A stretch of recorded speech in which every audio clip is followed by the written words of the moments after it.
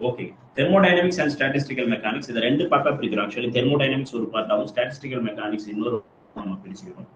இதுல முதல்ல பார்க்கறது வந்து தெர்மோடைனமிக்ஸ்ல சில முக்கியமான விஷயங்களை பார்க்க போறோம். ஒரு லா ஆஃப் தெர்மோடைனமிக்ஸ்னா என்ன, அதனுடைய கன்சிக்வன்சஸ் என்ன, அதுக்கப்புறம் தெர்மோடைனமிக்கல் சிஸ்டம்ஸ்னா என்னென்ன, அதுக்கப்புறம் தெர்மோடைனமிக்கல் ப்ராசஸ் என்னென்ன, சைக்ளிக் ப்ராசஸ்னா என்ன, தெர்மோடைனமிக்கல் பொட்டன்ஷியல்னா என்ன, ரிலேஷன்ஸ் அந்த தெர்மோடைனமிக் பொட்டன்ஷியல்ல என்னென்ன மாதிரி இருக்கு, ஸ்பெசிபிக் ஹீட்னா என்னது, ரிலேஷன்ஸ் ஆஃப் ஸ்டேட்னா என்ன, அதுக்கப்புறம் இன்டென்சிவ் எக்ஸ்டென்சிவ் வேரியபிள்ஸ்னா என்னது, இப்படி வந்து நம்ம நிறைய விஷயங்களை we are going to go through one by ஒன்னா go through பண்ண போறோம்.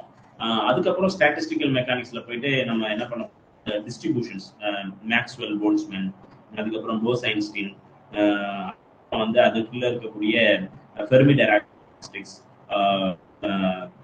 Micro and macro states, macro states அப்படி இந்த மாதிரியான விஷயங்கள், அப்புறம் பிளாக் பாடி ரேடியேஷன்ஸ், இதை பத்தி ஃபுல் அண்ட் டீடைல்டு இன்ஃபர்மேஷன்ஸ் வந்து we are going to இந்த தியரி. சரிங்களா? ஸோ இதுதான் தெர்மோடைனமிக்ஸ் அண்ட் ஸ்டாட்டிஸ்டிக்கல் மெக்கானிக்ஸ்ல நம்ம கூட ஒரு ஓவர் வியூ மட்டும் சொல்லியிருக்கேன். சரிங்களா? எடுத்தோடனே நம்ம தெர்மோடைனமிக் அண்ட் ஸ்டாட்டிஸ்டிக்கல் மெக்கானிக்ஸ்ல நம்ம ஃபர்ஸ்ட் என்னன்னு பார்க்கணும். ஆக்சுவலி தெர்மோடைனமிக்ஸ்னா என்ன, ஃபர்ஸ்ட் நம்ம எல்லாத்த பத்தி பார்க்கறதுக்கு முன்னால தெர்மோடைனமிக்ஸ்னா என்னங்க, what is thermodynamics, anyone have idea சொல்லலாம். நீங்க கொஞ்சம் இன்ட்ராக்ஷனோட போச்சுன்னா சூப்பரா இருக்கும் கிளாஸ். இருந்தாலும் study of microscopic particles. Sorry, macroscopic, study of- microscopic. Yes, macroscopic point of view, not varying about the atomic structure. சூப்பருங்க. ஆமா, அட்டாமிக் ஸ்ட்ரக்சரை பத்தி வேரி பண்ணாம என்ன பண்றோம் அப்படின்னா பார்ட்டிகளை மட்டும் பார்க்கணும். ஸ்டாட்டிஸ்டிக்கலா உள்ள போனோம்னா அதுக்குள்ள வந்து என்னென்ன உள்ள என்ன நடக்குது அப்படிங்கறத பார்க்கணும். இது வந்து மேலோட்டமா பார்க்கணும். சரிங்களா? எப்படி வந்து ரெண்டு பாடிக்கு இடையில, ஃபார் எக்ஸாம்பிள் இது ஒரு தெர்மோடைனமிக்ஸ்னா அதான் பேசிக்கா சொல்ல போனா, இது ஒரு பாடி நம்பர் 1, இது ஒரு பாடி நம்பர் 2. இதுல வந்து என்ன பண்றோம்னா இந்த ரெண்டு இதுலயும் எப்படி வந்து எனர்ஜி டிரான்ஸ்பர் ஆகுது, எக்ஸ்சேஞ்ச் ஆஃப் எனர்ஜி என்ன நடக்குது, எப்படி நடக்குது, அப்புறம் மெக்கானிக்கல், அதாவது இந்த ஒரு விஷயம் எக்ஸ்சேஞ்ச் ஆஃப் எனர்ஜி எப்படி நடக்குது இந்த ரெண்டு பாடிக்கு இடையில, அதுக்கப்புறம் ஹீட் எப்படி வந்து மாறுது, மெக்கானிக்கல் எனர்ஜி எப்படி மாத்துறோம், தெர்மோடைனமிக்ஸ்ங்கிறது அதுதான். இப்போ கார்னாட் ஹீட் என்ஜின், அந்த கார்னாட் ஹீட் என்ஜின் படிக்கலன்னா உருவாக்கப்படலை அப்படின்னா இன்னைக்கு இருக்கக்கூடிய எந்த என்ஜின்ஸும் பாதி சான்சஸே இருந்திருக்காது, எதுவுமே வந்திருக்காது இல்லையா? அதனால நம்ம என்ன பண்றோம் அப்படின்னா இந்த விஷயங்கள்லாம் படிக்கணும். ஒண்ணு மெயினா இன்னைக்கு இருக்கக்கூடிய எல்லா டெக்னாலஜிஸ்க்கும் ரீசனபிளா இருக்கிற மொதல் ஆள் யாருன்னா இதுதான். யாரு? தெர்மோடைனமிக்கல் சிஸ்டத்துல இருக்கக்கூடிய அந்த எக்ஸ்சேஞ்ச் ஆஃப் ஹீட் தான். அதை பத்தி படிக்க போறோம். ஃபர்ஸ்ட் இது ஆக்சுவலி தெர்மோடைனமிக்ஸ்ங்கிறது ஒரு பிரான்ச் வந்து என்னன்னா ரெண்டு பாடிக்கு இடையில வந்து எக்ஸ்சேஞ்ச் ஆஃப் எனர்ஜியை பத்தி படிக்கிறது. எக்ஸ்சேஞ்ச் ஆஃப் எனர்ஜி, அதுக்கப்புறம் என்ன சொல்லலாம்னா conversions of heat energy into mechanical energy or mechanical energy into heat energy அப்படின்னு சொல்லி படிக்கிறது. சரிங்களா? இதுதான் தெர்மோடைனமிக்கல் விஷயத்தை பத்தி படிக்கிறது. ஆக்சுவலி தெர்மோடைனமிக்ஸ்ல நிறைய வாட் இஸ் தெர்மோடைனமிக்கல் சிஸ்டம் அப்படிங்கிறது ஒண்ணு இருக்கு. அந்த தெர்மோடைனமிக்கல் சிஸ்டத்தை பத்தி நம்ம தெரிஞ்சுக்கணும். ஆக்சுவலி இந்த சிலபஸ் கொஞ்சம் வித்தியாசமான சிலபஸா இருக்கு. என்னன்னா தெர்மோடைனமிக்கல் சிஸ்டத்தெல்லாம் பத்தி சொல்லிட்டு அதுக்கப்புறம் தெர்மோடைனமிக்ஸ் லாவை சொன்னோம்னா இன்னும் சூப்பரா இருக்கும்னு தோணுது. அதனால வந்து சிலபஸ்ல laws of thermodynamics and their consequences முன்னால இருந்தாலுமே நம்ம என்ன பண்ண போறோம், தெர்மோடைனமிக்கல் சிஸ்டத்தை பத்தி ஃபர்ஸ்ட் நம்ம பேசுவோம். சரிங்களா? வாட் இஸ் தெர்மோடைனமிக்கல் சிஸ்டம், என்னென்ன மாதிரியான சிஸ்டம் இருக்கு அப்படிங்கிறத பார்க்கணும். அதுக்கப்புறம் அதுல சில தெர்மோடைனமிக்கல் ப்ராசஸ் இதெல்லாம் பத்தி பார்க்கலாம். ஃபர்ஸ்ட் தெர்மோடைனமிக்கல் சிஸ்டம்னா என்னன்னு பார்த்துட்டு அதுக்கப்புறம் நம்ம அதை டீடைல்டா படிக்கலாம். Thermodynamic system. So we have a 3 thermodynamical system, 3 parts of thermodynamical systems. So ஒன்னு வந்து என்ன அப்படி பாத்தீங்கன்னா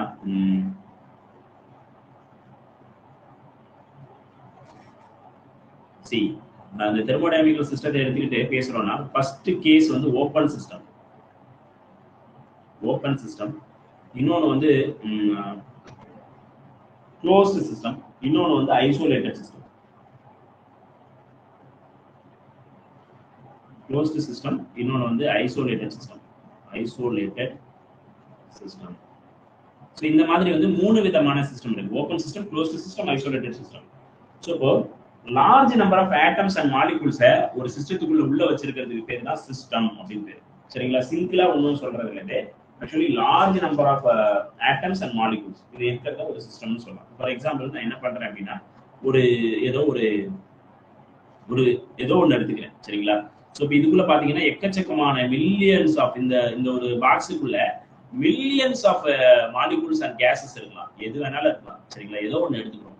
இப்படி எடுத்துக்கும்போது இதுல millions of molecules and gases இருக்கு. Large number of atoms and molecules இருக்கு.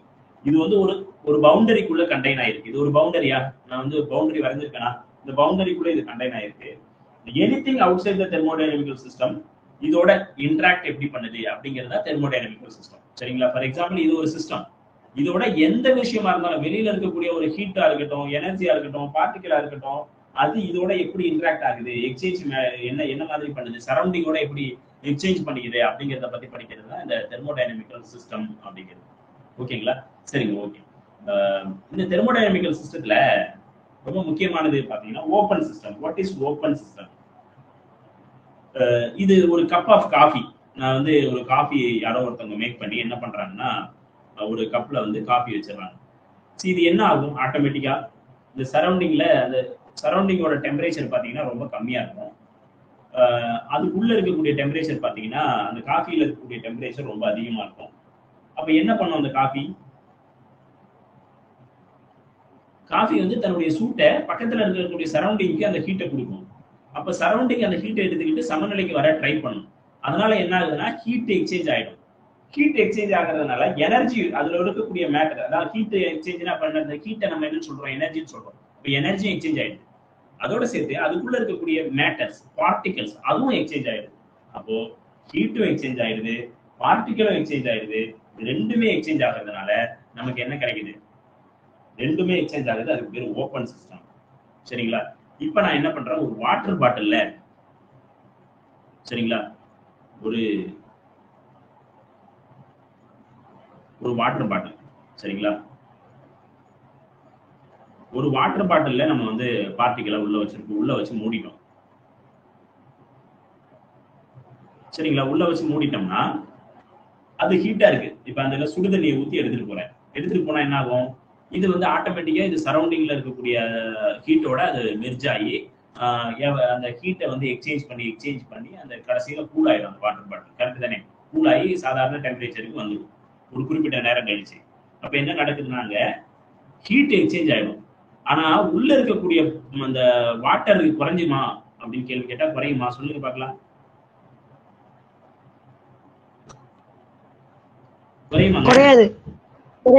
குறையாது. அப்ப என்ன ஆகுதுன்னா மேட்டர் குறையல. அப்போ உள்ள இருக்கக்கூடிய மேட்டர் குறையல, ஆனா எனர்ஜி குறைஞ்சிருச்சு. இதுக்கு பேரு க்ளோஸ்டு சிஸ்டம். ஓகேங்களா? அதுக்கு அடுத்து நம்ம என்ன பண்றோம்னா ஒரு ஃபிளாஸ்க் எடுத்துக்கிறீங்க. சோ ஃபிளாஸ்க்குள்ள நீங்க வந்து டீயோ காஃபியோ ஊத்தி எடுத்துட்டு போறீங்க. என்ன ஆகும்? ஃபிளாஸ்க்குள்ள நீங்க டீயோ காஃபியோ ஊத்தி வச்சிருக்கீங்க. ஒரு 1/2 hour, 1 hour, 2 hours, 3 hours கழிச்சு வந்து பாக்குறீங்க. என்ன ஆகும்? அதுல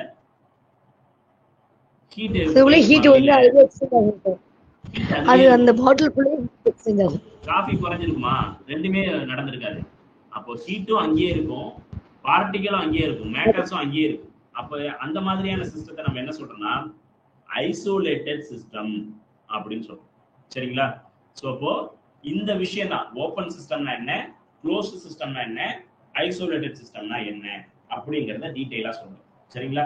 சோ அப்ப இத பத்தி ஒரு டீடைல் இன்ஃபர்மேஷன்ஸ் படிக்கலாமா? நம்ம கண்டிப்பா படிக்கலாம். ஃபர்ஸ்ட் அதுக்கு நம்ம என்ன பண்ணுவோம்? இத ஒரு கோட் போட்டு விட்டுருவோம். கடவுளிடம் கருணை கேட்டேன். என்னங்க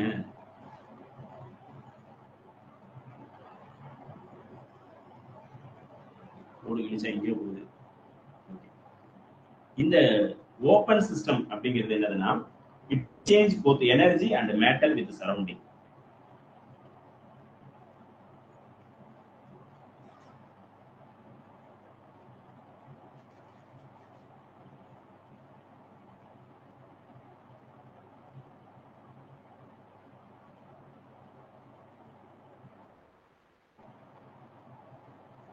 சரௌண்டிங்கோட எக்ஸ்சேஞ்ச் பண்ணும் எனர்ஜி. சரிங்களா? பட் இது பாத்தீங்கன்னா இந்த இது வந்து என்ன பண்ணாதுன்னா இட் எக்ஸ்சேஞ்ச்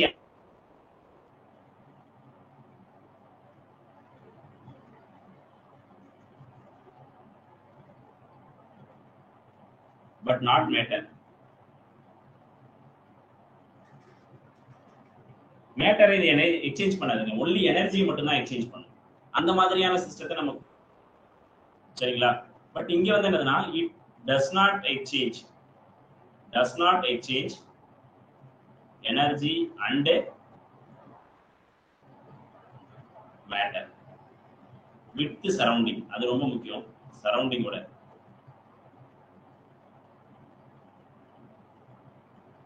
வேற எழுத்து சரியா வர மாட்டேங்குது.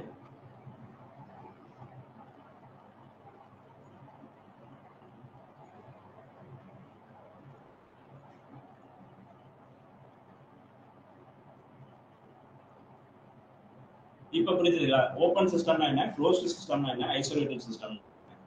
சி இந்த ஓபன் சிஸ்டத்துக்கு நம்ம என்ன சொல்லலாம்னா ஒரு சிம்பிளா வந்து ஒரு cup of coffee,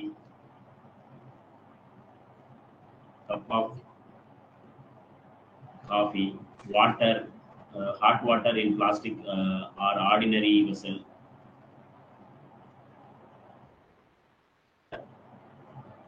in closed vessels. இது என்ன சொல்லலாம்? Hot water in flask. இந்த மாதிரி எக்ஸாம்பிள் சொல்லலாமா? Okay.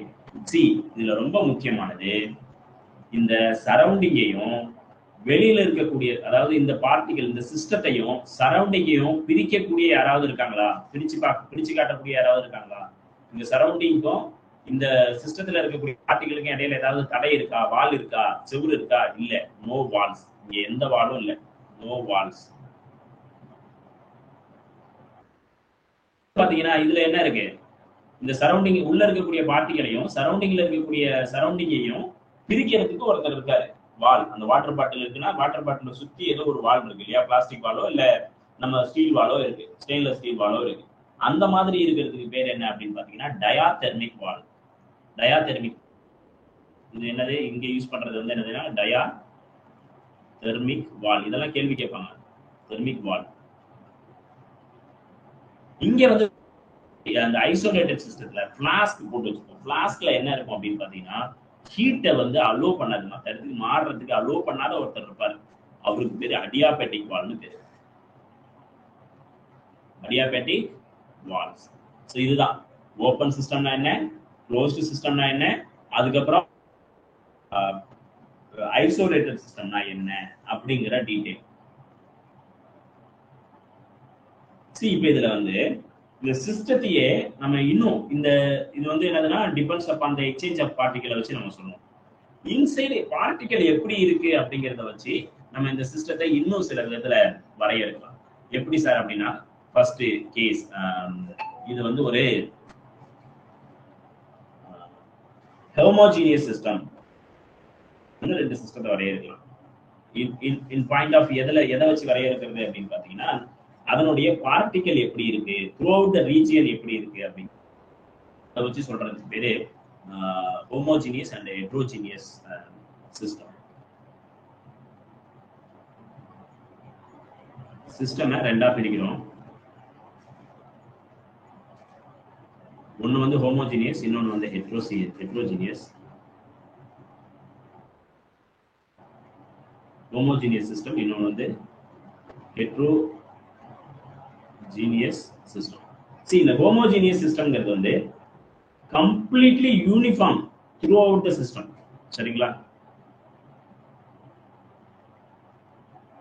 throughout the system particles are uniform. Throughout the system the particles are uniform.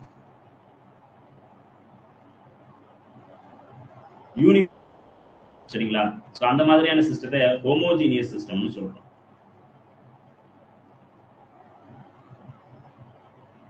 அதெல்லாம் சிஸ்டம்ங்கிறது வந்து when system consisting of two or more phases. என்னன்னா இந்த இதுல வந்து என்னன்னா இருந்தா லிக்விட்னா லிக்விட் ஃபேஸா இருக்கும், இல்லனா solid space, only liquid space, ஃபேஸ்ன்னு சொல்லலாமா, ஃபேஸ். இன்னொன்று வந்து ஒன்லி சாலிட் ஃபேஸ், இல்லை ஒன்லி கேஸ் ஃபேஸ், இப்படி இருக்கும். இங்க வந்து என்ன இருக்குன்னா, it is a merged state. சரி, existing two or more phases.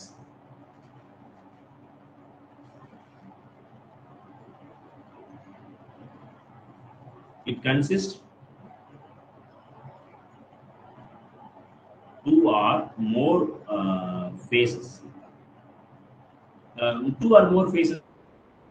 ஒரே இதுல வந்து liquid plus gas இருக்கலாம், liquid plus gas இருக்கலாம், இல்லைன்னா liquid plus solid இருக்கலாம்.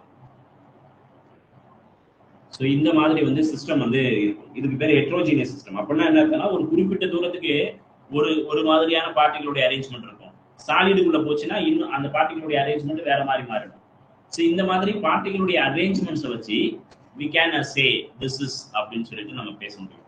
இதுக்கு பேர் வந்து ஹெட்ரோஜீனியஸ் அப்படின்னு சொல்லலாம்.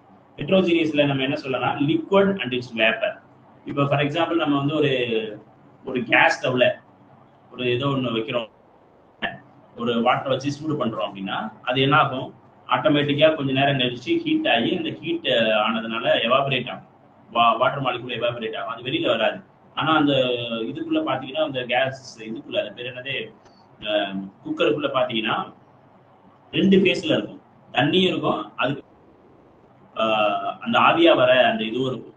ஸோ இப்போ இது மாதிரி 2 ஃபேஸ் இருக்கிறதெல்லாம் நம்ம என்ன சொல்றோம்னா ஹெட்ரோஜீனியஸ் சிஸ்டம் அப்படின்னு சொல்லி சொல்றாங்க. சரிங்களா? அது என்னன்னா, கலந்தே இருக்காது, இல்லைன்னா பாதி கலந்துருக்கும், அந்த மாதிரி சிஸ்டத்தை நம்ம சொல்லலாம் ஹெட்ரோஜீனியஸ் சிஸ்டம்னு. இதுதான்.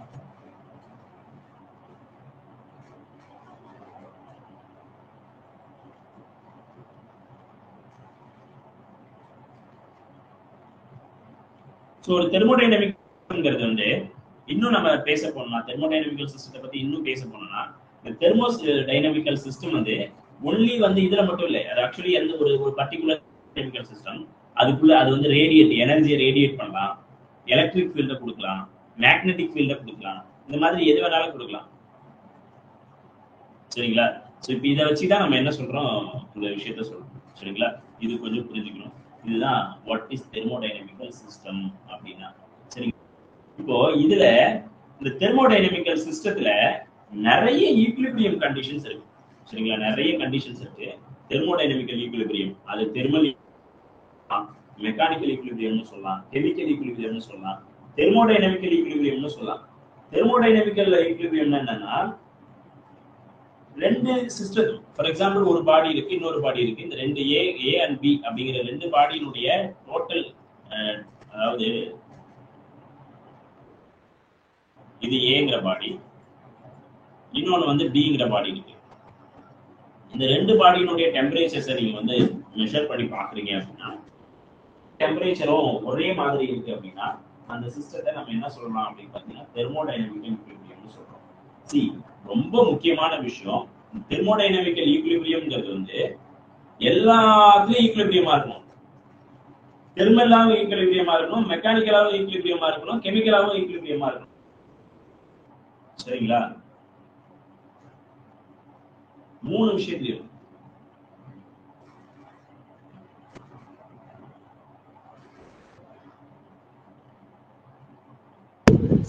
மெக்கானிக்கல் தெர்மல் சொல்றேன், நான் நோட்ஸ் கொடுத்துறேங்க. தெர்மலாவும் ஈக்விலிபிரியமா இருக்கணுங்க, மெக்கானிக்கலாவும் ஈக்விலிபிரியமா இருக்கணும், அதே மாதிரி இருக்கணும். இந்த எல்லா கண்டிஷன்ஸையும் அது வந்து சாட்டிஸ்ஃபை பண்ணாதான் அதை வந்து நம்ம என்ன சொல்றோம், தெர்மோடைனமிக்கல் ஈக்விலிபிரியம் அப்படின்னு சொல்லி சொல்றோம். ஸோ இது வந்து இதுல 3 விதமான ஈக்விலிபிரியம் கண்டிஷன்ஸ் இருக்கு. ஸோ இப்போ அது எல்லாமே ஃபில்ஃபில் பண்ணணும் தெர்மோடைனமிக்கல் ஈக்விலிபிரியம்ங்கிறது. Thermodynamic equilibrium. So thermodynamical equilibrium நம்ம என்ன சொல்ல வரோம் அப்படின்னா, if a two system said to be in thermal equilibrium,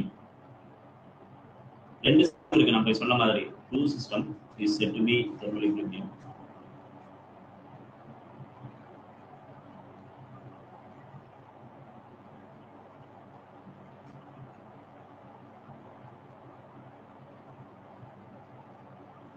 two system is said to be thermal equilibrium, then the system of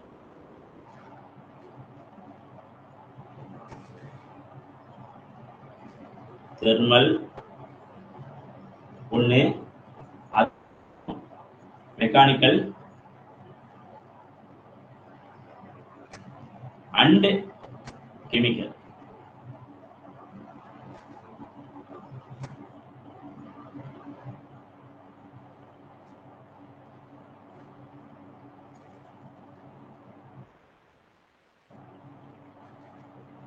ஒரு தெர்மோடைனமிக்கல் ஈக்குலிபிரியம்ங்கிறது ரெண்டு சிஸ்டம் எடுத்துக்கிட்டோம். ஏங்கிற ஒரு சிஸ்டம், பிங்கிற ஒரு சிஸ்டம்.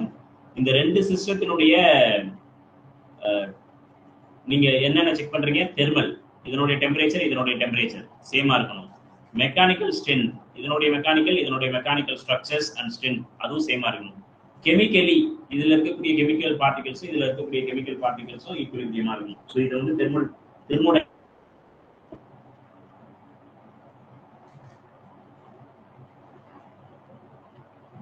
இப்ப இந்த மாதிரி தெர்மல் ஈக்குலிபிரியத்துல இருக்கும் பொழுது என்னன்னா வேரியபிள்னு ஒண்ணு இருக்கு, சரிங்களா? தெர்மோடைனமிக்கல் ஈக்குலிபிரியத்துல at the state of thermodynamical equilibrium macroscopic state. macroscopic state என்னன்னா pressure, volume, temperature. pressure, volume, temperature இது மூணு தான் macroscopic temperature. இதனுடைய வேல்யூ வந்து ஃபிக்ஸ்டா இருக்கும், சேஞ்ச் ஆகாது. அது இன்னொரு தெர்மோடைனமிக்கல் ஈக்குலிபிரியம்னு சொல்லலாம்.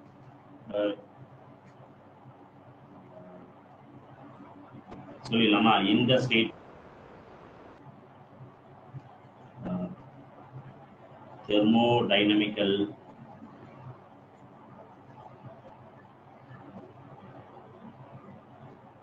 in the state of thermodynamical equilibrium, the macroscopic variable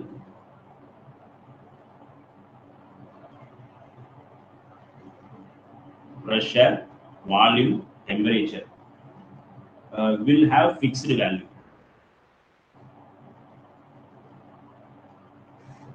Fixed value but do not change, சரிங்களா?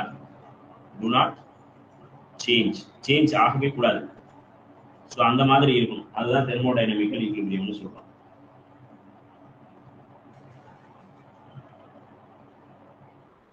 இந்த தெர்மோடைனமிக்கல் வேரியபிள்ஸ் வந்து இண்டிபெண்டன்ட் ஆஃப் டைமை பொறுத்து மாறாது, சரிங்களா? அது ரொம்ப முக்கியம். Thermodynamical at the state of thermodynamical variable, அதான் தெர்மோடைனமிக்கல் வேரியபிள்னா பிரஷர், வால்யூம், டெம்பரேச்சர் தான், சரிங்களா? will be constant. அதாவது என்னன்னா independent of time is independent of time. இதை சொல்றது வந்து தெர்மோடைனமிக்கல். இதுல ஒன்னொன்னா நம்ம எக்ஸ்பிளைன் பண்ணிடலாம். அது கொஸ்டின்ல அப்படி கேட்க மாட்டாங்க, நம்ம என்னன்னு சொல்லிடலாம். தெர்மல் ஈக்குலிபிரியம் என்ன அப்படிங்கறத சொல்லிடுறேன். தெர்மல் ஈக்குலிபிரியம்னா uniform temperature in all parts of the system. இங்க என்ன இருக்கோ அதே மாதிரி ஆல் பார்ட்ஸ் ஆஃப் தி சிஸ்டத்துல யூனிஃபார்ம் டெம்பரேச்சர் இருக்குன்னா அதுக்கு பேரு அதாவது யூனிஃபார்ம் டெம்பரேச்சர்னா என்னன்னா சரௌண்டிங்கும் ரொம்ப முக்கியம். சரௌண்டிங்ல இருக்கக்கூடிய டெம்பரேச்சர், இந்த பார்ட்டிகளுக்குள்ள இருக்கக்கூடிய டெம்பரேச்சர், இது எல்லாமே ஈக்குவலா இருக்குன்னா அது தெர்மல் ஈக்குலிபிரியத்துல இருக்குன்னு அர்த்தம். ஓகே. மெக்கானிக்கல் ஈக்குலிபிரியம்னா இந்த ஒரு பார்ட்டிகல் மேல இல்ல இந்த ஒரு சிஸ்டம் மேல எந்த வித அன்பேலன்ஸ்டு ஃபோர்ஸும் ஆக்ட் ஆகல. அதாவது நான் இங்க புடிச்சு தள்ளுறது இல்ல இங்க புடிச்சு தள்ளுறது அந்த மாதிரி எந்த வித அன்பேலன்ஸ்டு ஃபோர்ஸும் ஆக்ட் ஆகலன்னா, சரௌண்டிங்ல இருந்து எந்த வித எஃபெக்டிவ் இல்லைன்னா அது மெக்கானிக்கல் ஈக்குலிபிரியம்னு சொல்றோம். ஒரு பொருளை வச்சுட்டு போனோம்னா அது ஈக்குலிபிரியம். ஓகேவா? அது மாதிரி இங்கேயும் கெமிக்கல் ஈக்குலிபிரியம்ங்கிறது வந்து எல்லா த்ரூ அவுட் கெமிக்கல் காம்போசிஷன் சேமா இருக்கணும். உள்ள கெமிக்கல் காம்போசிஷன், இந்த சிஸ்டத்துல உள்ள கெமிக்கல் காம்போசிஷன் சேமா இருக்கணும். வெளியில இருக்கக்கூடிய ஏதோ ஒரு கெமிக்கல் காம்போசிஷன் இதோட இன்டராக்ட் ஆகக்கூடாது, வினை புரியக்கூடாது, அப்படியே இருக்கணும். இந்த மூணு கண்டிஷனை சாட்டிஸ்ஃபை பண்ணாதான் அதை வந்து நம்ம என்ன சொல்றோம்? தெர்மோடைனமிக்கல் ஈக்குலிபிரியம் அப்படின்னு நம்ம சொல்றோம், சரிங்களா? ஓகே. இதுதான் வந்து பேசிக்கா தெர்மோடைனமிக்ஸ் பத்தி பேசக்கூடிய தெர்மோடைனமிக்கல் சிஸ்டம் அப்படிங்கிறதுக்கு கீழே வரக்கூடிய இந்த கண்டென்ட், சரிங்களா? ஸோ இது தெரிஞ்சுக்கிட்டா போதும். இதுல இருந்து 1-2 கொஸ்டின் தான் சான்சஸ் இருக்கு. என்னன்னா இந்த ஹெட்ரோஜீனியஸ், ஹோமோஜீனியஸ் வாட்ஸ்அப் பத்தி கொஸ்டின்ஸ் கேட்கலாம். அதுக்கப்புறம் ஓப்பன் சிஸ்டத்துக்கு எக்ஸாம்பிள்ஸ் நம்ம சொன்ன மாதிரி எக்ஸாம்பிள்ஸ் கேட்கறதுக்கு சான்சஸ் இருக்கு. இதுதான் இந்த இது வந்து வெளிப்படையா உங்களுக்கு தெரிஞ்சதுன்னா போதும். கெமிக்கல் சிஸ்டத்துல இருந்து எந்த மாதிரியான கொஸ்டின் வந்தாலும் ஆன்சர் பண்ண முடியும். சரிங்களா? ஓகே, நம்ம இப்போ என்ன பண்ண போறோம்னா we are going to move into the thermodynamical laws of thermodynamics and their consequences. இது வந்து ஆக்சுவலி வந்து என்னதுன்னா தெர்மோடைனமிக்கல் 0th லான்னு ஒன்று இருக்கு, அதுக்கப்புறம் ஃபர்ஸ்ட் லா ஆஃப் தெர்மோடைனமிக்ஸ்னு ஒன்று இருக்கு, அதுக்கப்புறம் செகண்ட் லா ஆஃப் தெர்மோடைனமிக்ஸ்னு ஒன்று இருக்கு. ஸோ இதை பத்திலாம் நம்ம டீட்டெயிலாக பார்க்க போறோம் ஒன்று ஒன்றா. ஸோ ஒன்று ஒரு பர்பஸை சொல்லுது, ஒவ்வொரு தேவைக்காக உருவாக்கி கொண்டது, தேவைக்காக கண்டுபிடிக்கும் பொழுது அதை உருவாக்குனது அந்த இது. ஸோ இந்த 3 லாவை பத்தி நம்ம டீட்டெயிலாக படிக்கலாம்.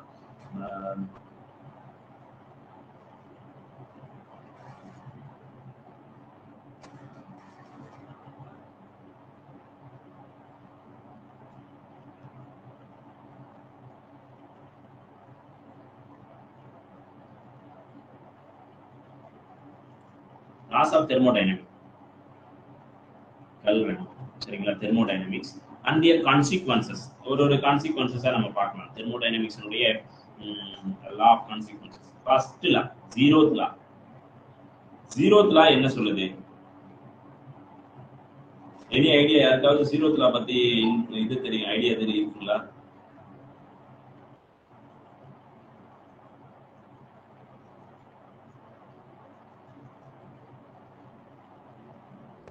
The system is equilibrium under the condition of contacting with any other system. எல்லா சிஸ்டத்திலுமே கன்சோர்டர் A and B ரெண்டு ஒரு மீடியம் இருக்குன்னா அது கான்டாக்ட் பண்ணீங்கன்னா ரெண்டுமே கன்சோர்டர் இருக்கும்.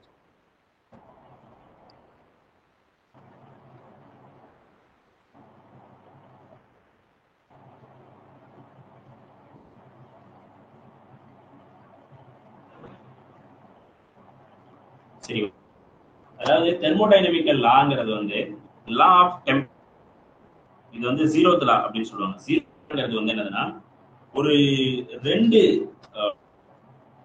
இது வந்து ஆக்சுவலி டெம்பரேச்சரை பத்தி பேசுறது, கேள்வியா கேட்பாங்க. அது டெம்பரேச்சர் பத்தி.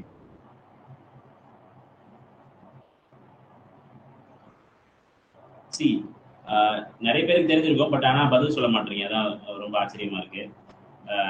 ஒரு ஒரு சிஸ்டம் வந்து ஏ சிஸ்டம், இன்னொரு சிஸ்டம் இருக்கு சரிங்களா? இந்த ஏ சிஸ்டம் அண்ட் பி சிஸ்டம் இது அப்படின்னா இப்ப ஆக்சுவலி என்ன, மூணாவது ஒரு சி சிஸ்டம் இருக்கு. நல்லா கவனிங்க, ரொம்ப முக்கியம். சிஸ்டமும் சி சிஸ்டமும் தெர்மலி ஈக்விலிபிரியம். அதே மாதிரி சி சிஸ்டம் தெர்மலி ஈக்விலிபிரியம். அப்படின்னா என்ன அர்த்தம்? ஏயும் பியும் தெர்மலி ஈக்விலிபிரியம். தனித்தனியா ஏ சியோட ஈக்விலிபிரியமா இருக்கு, தனியா பி சியோட ஈக்விலிபிரியமா இருக்கு. கண்டிஷன்ல ஏயும் பி ஈக்விலிபிரியமா இருக்கும் சொல்றதுதான் 0th லா. சரிங்களா? அதனாலதான் நான் இந்த பக்கத்திலே டெம்பரேச்சர் லான்னு போட்டேன்.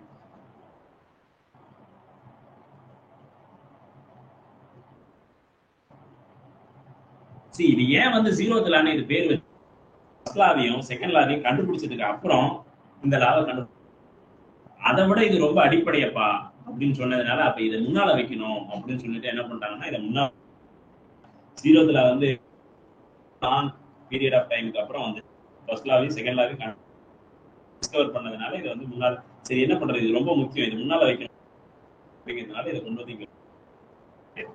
ஸோ இப்போ இதுதான் இது நம்ம எப்படி பேசலாம்னா, இதுல ஒரு இன்சுலேட்டிங் வால்ஸ் வச்சிடலாம். Oh my God.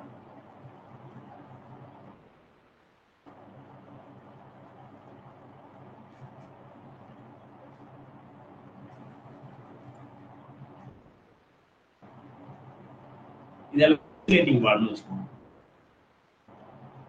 Insulating wall. So actually இதெல்லாம் இவ்வளோ எக்ஸ்பிளைன் பண்ண வேணாம் உங்களுக்கு, எல்லாருமே வெல் வர்சடு தான்.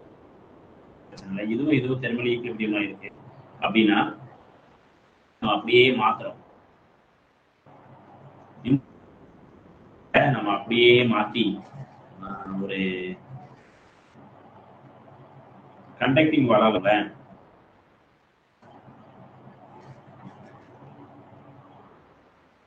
ரொம்ப முக்கியம்.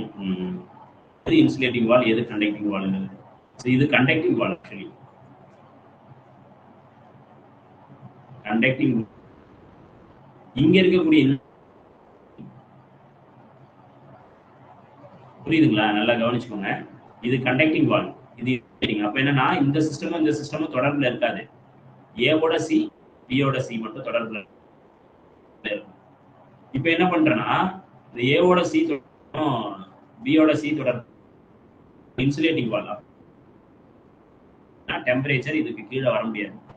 இதை வந்து கண்டக்டிங் வாலா மாத்திட்டோம். இந்த வாலை கண்டக்டிங்கா மாத்திட்டோம். ஸோ கண்டக்டிங்கா மாத்திட்டோம்னா எக்ஸ்சேஞ்ச் ஆஃப் டெம்பரேச்சர்ஸ் நடக்கும். இது வந்து ஈக்குலிபிரியத்துல இருக்கு.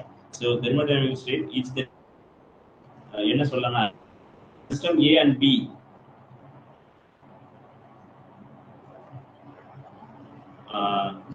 if two system are in thermal equilibrium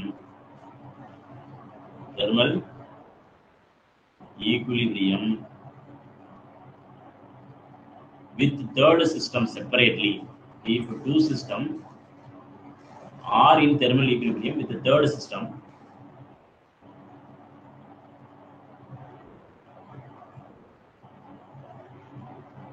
இது ஓகே. இப்படி சொல்றதை விட இது உங்களுக்கு நாளைக்கு புரியாது படிச்சீங்கன்னா. இப்படி சொல்லிடுறேன்.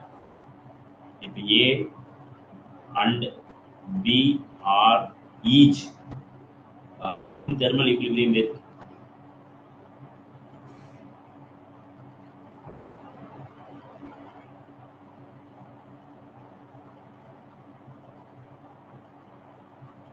third system C.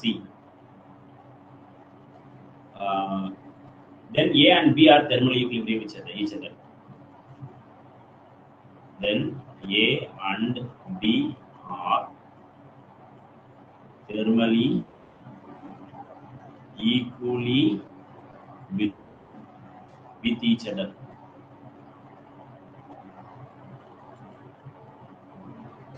The concept of படி நம்ம பேசுறதுனால இதை பேசலாம். இது வந்து common property of all the பொருள் எல்லாத்துக்கும் வந்து இது காமன் ப்ராப்பர்ட்டியா இருக்கு. இது வந்து அப்ளிகேஷன்ஸ் வந்து தெர்மோமீட்டர்ல இதை தான் பயன்படுத்திட்டு இருக்கோம். சரிங்களா? இது வந்து பேசிக்கான ரூல்ஸ் அண்ட் ரெகுலேஷன்ஸ் பத்தி பேசுறது. இதுக்கு அடுத்து நம்ம என்ன பண்றோம், ஃபர்ஸ்ட் லா ஆஃப் தெர்மோடைனமிக்ஸ். இது வந்து கன்சர்வேஷன் ஆஃப் எனர்ஜியை சொல்லக்கூடியது. சரிங்களா? கேள்வி இதுதான், மேட்ச் பண்ண சொல்லுவாங்க. மேட்ச் த ஃபாலோயிங், இதுல இருந்து கேள்வி கேட்பாங்க. கொஞ்சம் கேர்ஃபுல்லா பாத்துக்கோங்க. Thermodynamics first law of thermodynamics.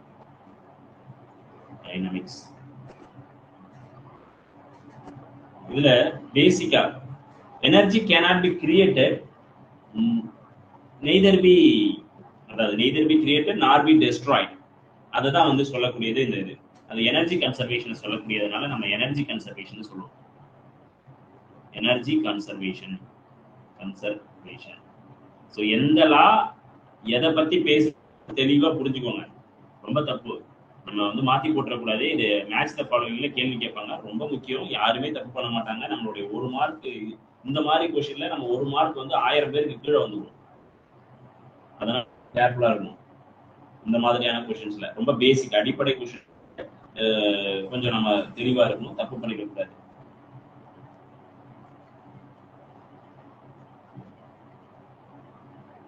Energy cannot be created or destroyed.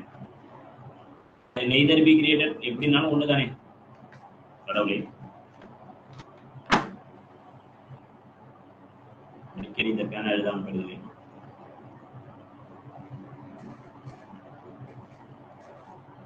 உருவாக்கவும் முடியாது, முடியாது. It can change only one form to another form. Only change from one form to another form. So ஒரு ஃபார்ம்ல இருந்து இன்னொரு ஃபார்முக்கு மாற முடியும், அவ்வளவுதான். ஃபர்ஸ்ட் லா ஆஃப் தெர்மோடைனமிக்ஸ் யூஸ்வலா பேசுறது இதுதான். ஒரு லாவ்ல இருந்து இன்னொரு லாவுக்கு மாற முடியுமே தவிர மற்றபடி இது வந்து என்ன பண்ண முடியாது, இது பண்ண முடியாது. ஸோ எனர்ஜி கன்சர்வேஷன்ஸை பத்தி பேசுது. According to the heat system பார்த்தீங்கன்னா நீங்க கொடுக்கக்கூடிய சப்ளை பண்ணக்கூடிய ஹீட் வந்து ஹீட் எனர்ஜியா சொல்லுவோம்ல, இந்த ஹீட் வந்து என்ன ஆகும் அப்படின்னு பார்த்தீங்கன்னா நமக்கு இன்டர்னல் எனர்ஜி சிஸ்டத்தையும் அதனுடைய வேலையையும் உருவாக்கி விட்டுரும். சரிங்களா? இதுதான் ஃபர்ஸ்ட் லா ஆஃப் தெர்மோடைனமிக்ஸ்க்கான ஈக்குவேஷன்ஸ். இது ரொம்ப ரொம்ப ஃபண்டமெண்டல் ஈக்குவேஷன்ஸ். பாதி சிலபஸ் இந்த ஒரே ஒரு லாவை வச்சு தான் இருக்கு. தெர்மோடைனமிக்ஸ் அண்ட் ஸ்டாட்டிஸ்டிக்கல் மெக்கானிக்ஸ்ல பாதி சிலபஸ் இந்த ஒரே ஒரு ஃபார்முலாவை நீங்க எப்படி தெரிஞ்சுக்கிறீங்க, எப்படி புரிஞ்சுக்கிறீங்கிறத பொறுத்து தான் இருக்கு. நீங்க இந்த தெர்மோடைனமிக்கை படிக்க போறீங்களா, கஷ்டமா படிக்க போறீங்களா அப்படிங்கிறது முக்கால்வாசி ஃபார்முலா இது பேஸ் பண்ணி தான் இருக்கும். இது தெரிஞ்சுதான் நீங்க எல்லாத்தையும் போட்டு போயிட்டே இருக்கலாம். சரிங்களா? இதுல இந்த டெல் கியூங்கிறது வந்து heat change in heat is equal to change in internal energy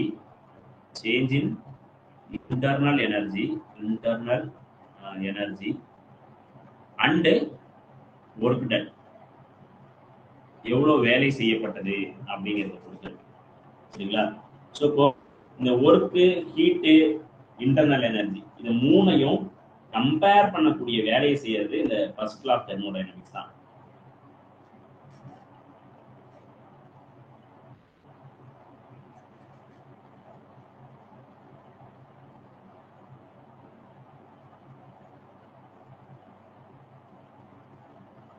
இப்ப என்னன்னா நம்ம சப்ளை பண்ணக்கூடிய ஒரு சிஸ்டத்துக்கு சப்ளை பண்ணக்கூடிய ஹீட் என்னவா மாறும்னா, ஒண்ணு இன்டர்னல் எனர்ஜியை இன்க்ரீஸ் பண்ணும், அப்படி இல்லையா வேலையை செய்யும்.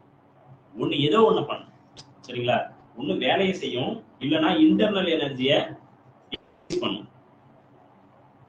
இந்த இன்டர்னல் எனர்ஜிங்கிறது வந்து ரெண்டு விதத்துல இருக்கு. சார் எதெல்லாம் டிபெண்ட் பண்ணி இருக்குன்னா, it depends on temperature, pressure and volume. நம்ம இப்படி பேசலாமா? இப்படியே பேசலாம். இன்டர்னல் எனர்ஜி அதை பத்தி நான் டீடைலா பின்னால சொல்லுவேன். Internal energy is depends on first case temperature, ரெண்டாவது பிரஷர், மூணாவது வால்யூம். ஸோ இதை பொறுத்து இன்டர்னல் எனர்ஜியினுடைய சேஞ்சஸ் வந்து மாறிக்கிட்டே இருக்கும். சரிங்களா? இந்த விஷயம் பார்த்துக்கணும். இதுல பாத் ஃபங்க்ஷன் அண்ட் பாயிண்ட் ஃபங்க்ஷன்ஸ்னு ஒன்று இருக்கு, அதை நான் பின்னால சொல்றேன். இந்த டெல் யூங்கிறது வந்து it is a point function, மற்றபடி டெல் டபிள்யூங்கிறது பாத் ஃபங்க்ஷன்.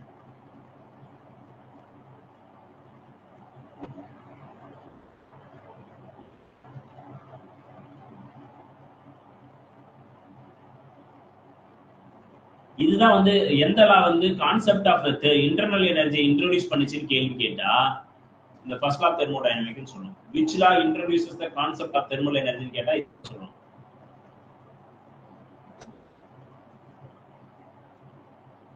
இன்னொன்னு இந்த ஃபர்ஸ்ட் கூடிய டிராபேக்ஸ் எல்லாம் என்னன்னு பாத்தீங்கன்னா, இந்த ஃபர்ஸ்ட் லா வந்து cannot be give the direction, எந்த டைரக்ஷன்ல ஹீட் இன்க்ரீஸ் ஆச்சு இல்ல டிக்ரீஸ் ஆச்சு, டைரக்ஷன் ஆஃப் ட்ரான்ஸ்ஃபர் எப்படி நடந்துச்சு, எங்க இருந்து எங்க போச்சு அப்படிங்கிற இன்ஃபர்மேஷன் ஃபர்ஸ்ட் லால சொல்ல முடியாது. அந்த ஹீட் என்ன ஆச்சுன்னு சொல்ல முடியுமே தவிர எப்படி போச்சு அப்படிங்கறத சொல்ல முடியாது. நல்லா கவனிச்சுக்கோங்க. ஹீட் என்ன ஆச்சுன்னு சொல்ல முடியுமே தவிர ஹீட் எப்படி போச்சு அப்படிங்கறத சொல்ல முடியாது.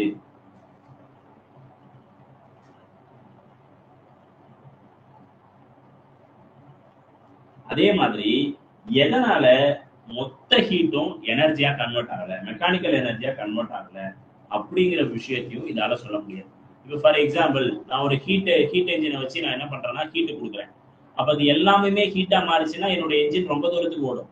அதுல பாதி ஹீட் வந்து என்ன ஆகும்னா அப்படியே பக்கத்துல இருக்கக்கூடிய சரௌண்டிங்னால அது வந்து டிஸ்ட்ராய் ஆயிடும். அதனால பாதி வந்து லாஸ் ஆயிடும். அந்த லாஸ் எல்லாம் எதனால நடந்துச்சு அப்படிங்கிறது ஐயா இன்னொரு ரொம்ப முக்கியமானது ஐயா. இந்த del Q, del U, del W இருக்கு பாத்தீங்களா, இந்த ஈக்குவேஷன்ஸ் வந்து சம்டைம்ஸ்ல மைனஸ் பிளஸ்ல குழப்புவாங்க. இந்த குழப்பம் எல்லாருக்கும் வந்து எக்ஸாம்ல போறவங்களுக்கு இந்த குழப்பம் வந்து இந்த இடத்துல மைனஸ் போட்டுருப்பாங்க. ஒண்ணும் இல்லை. இப்ப என்ன பண்ணுவாங்கன்னா இதே ஃபார்முலாவை என்ன பண்ணுவாங்கன்னா இந்த இடத்துல மைனஸ் போட்டுருப்பாங்க. நீங்க என்ன ஆயிடுவீங்க, எதிராது அப்படிங்கிறத மறந்துடுவீங்க. சில நேரத்துல கண்டிஷன்ஸ் கொடுப்பாங்க. கண்டிஷன்ஸ் கொடுத்து இந்த டெல் கியூ என்ன இருக்கு, டெல் டபிள்யூ என்னவா இருக்கு, டெல் யூ என்னவா இருக்கு, இதெல்லாம் நீங்க தெரிஞ்சுக்கணும். என்ன ஸ்டைல்ல இருக்கு அப்படிங்கறதெல்லாம் தெரிஞ்சுக்கணும். இல்லைன்னா அந்த ஃபர்ஸ்ட் லா ஆஃப் தெர்மோடைனமிக்ஸ் படிச்சு வேஸ்ட். ஏன் சொல்ல வரேன்னா இப்ப சொல்றேன் பாருங்க. இந்த டெல் கியூ அப்படிங்கறதுல நம்ம ரெண்டு விதமா எடுத்துக்கலாம். டெல் கியூ ஒன்னு வந்து இருக்கு, இன்னொன்னு வந்து நெகட்டிவ் டெல் வச்சுக்கோங்களேன். பாசிட்டிவ் டெல் கியூ எப்ப போடணும்னா when heat is supplied to the system. When heat is supplied to the system. சிஸ்டத்துக்கு நம்ம கொடுக்கும் பொழுது அந்த ஹீட் வந்து பாசிட்டிவ் ஹீட். சரிங்களா? when heat is drawn from the system. ஹீட்டை அந்த சிஸ்டத்துல இருந்து எடுத்துட்டோம்னா when heat is drawn from the system அப்படின்னா அதை வந்து என்ன சொல்றோம், டெல் கியூ அப்படின்னு சொல்றோம். சரிங்களா? மைனஸ். ஸோ ரொம்ப முக்கியம். ஹீட்டை கொடுத்தோம்னா பாசிட்டிவ், ஹீட்டை எடுத்தோம்னா நெகட்டிவ். அந்த வேல்யூஸ் போடும்பொழுது நம்ம பார்க்கணும், தெளிவா போடணும். அதுக்கு அடுத்தது டெல் டபிள்யூ, ஒர்க் டன் எப்ப பாசிட்டிவ் எப்ப நெகட்டிவ், இதெல்லாம் தெரியணும். when work done by the gas, mostly gas தான் யூஸ் பண்ணுவோம்.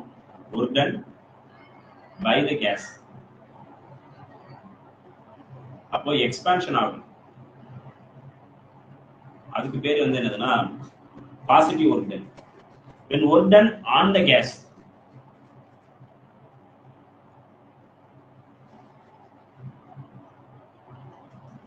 work done on the gas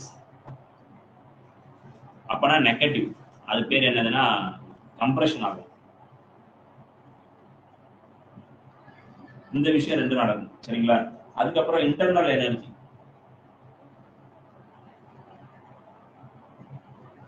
tell you, டெல்யூவை ரெண்டா பிரிக்கலாம். டெல்யூல ரெண்டா பிரிக்கும் போது டெம்பரேச்சர் இன்க்ரீஸ் ஆச்சுன்னா இன்டர்னல் எனர்ஜி இன்க்ரீஸ் ஆகும், டெம்பரேச்சர் ஃபால் ஆச்சுன்னா இன்டர்னல் எனர்ஜி ஃபால் ஆகும். Positive negative. If temperature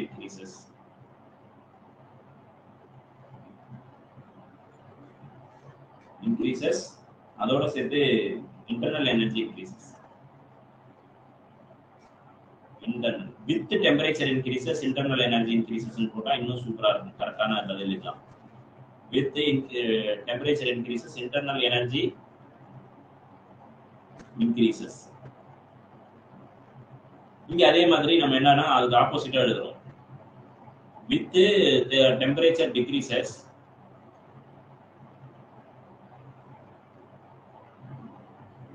internal energy decreases.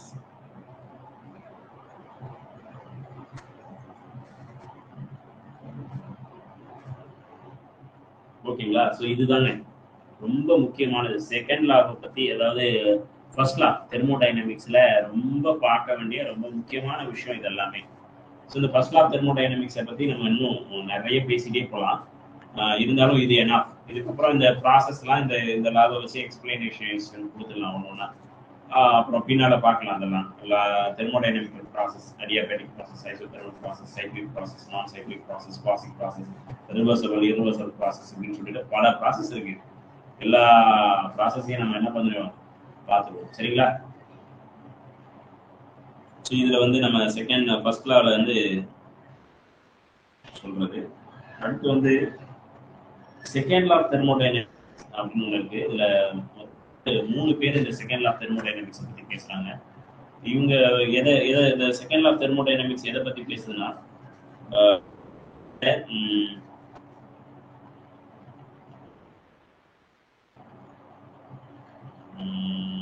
என்ன சொல்றது, irreversibility அதை பத்தி பேசுது. ஹீட் ஃப்ளோ அண்ட் என்ட்ரோபியை பத்தி பேசக்கூடியது. ஹீட் ஃப்ளோ அண்ட் என்ட்ரோபி பேசக்கூடியதான் அந்த second law.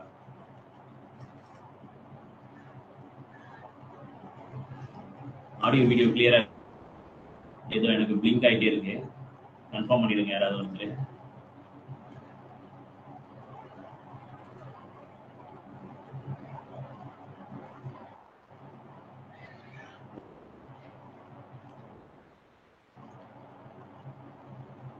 Second case, second law.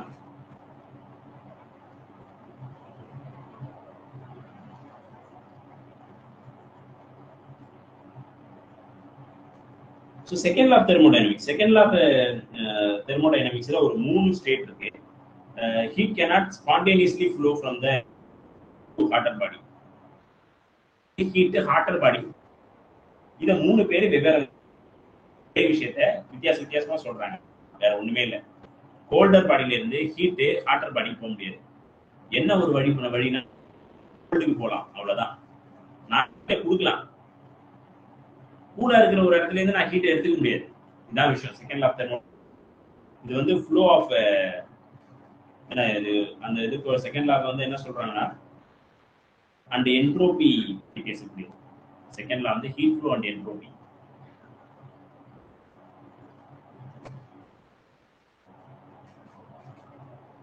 Entropy பத்தி பேசுறது. இதுல ஃபர்ஸ்ட் ஸ்டேட்மெண்ட் ஒன்னு இருக்கு, செகண்ட் ஸ்டேட்மெண்ட் ஒன்னு இருக்கு, தேர்ட் ஸ்டேட்மெண்ட் ஒன்னு இருக்கு. கிளாசியஸ் ஸ்டேட்மெண்ட் இதெல்லாம் கேள்விப்பட்டிருப்பீங்க.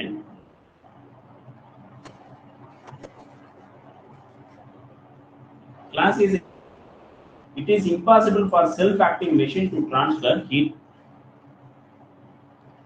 It is impossible of self-transferring heat. அதாவது self-acting machine. Acting machine to transfer heat from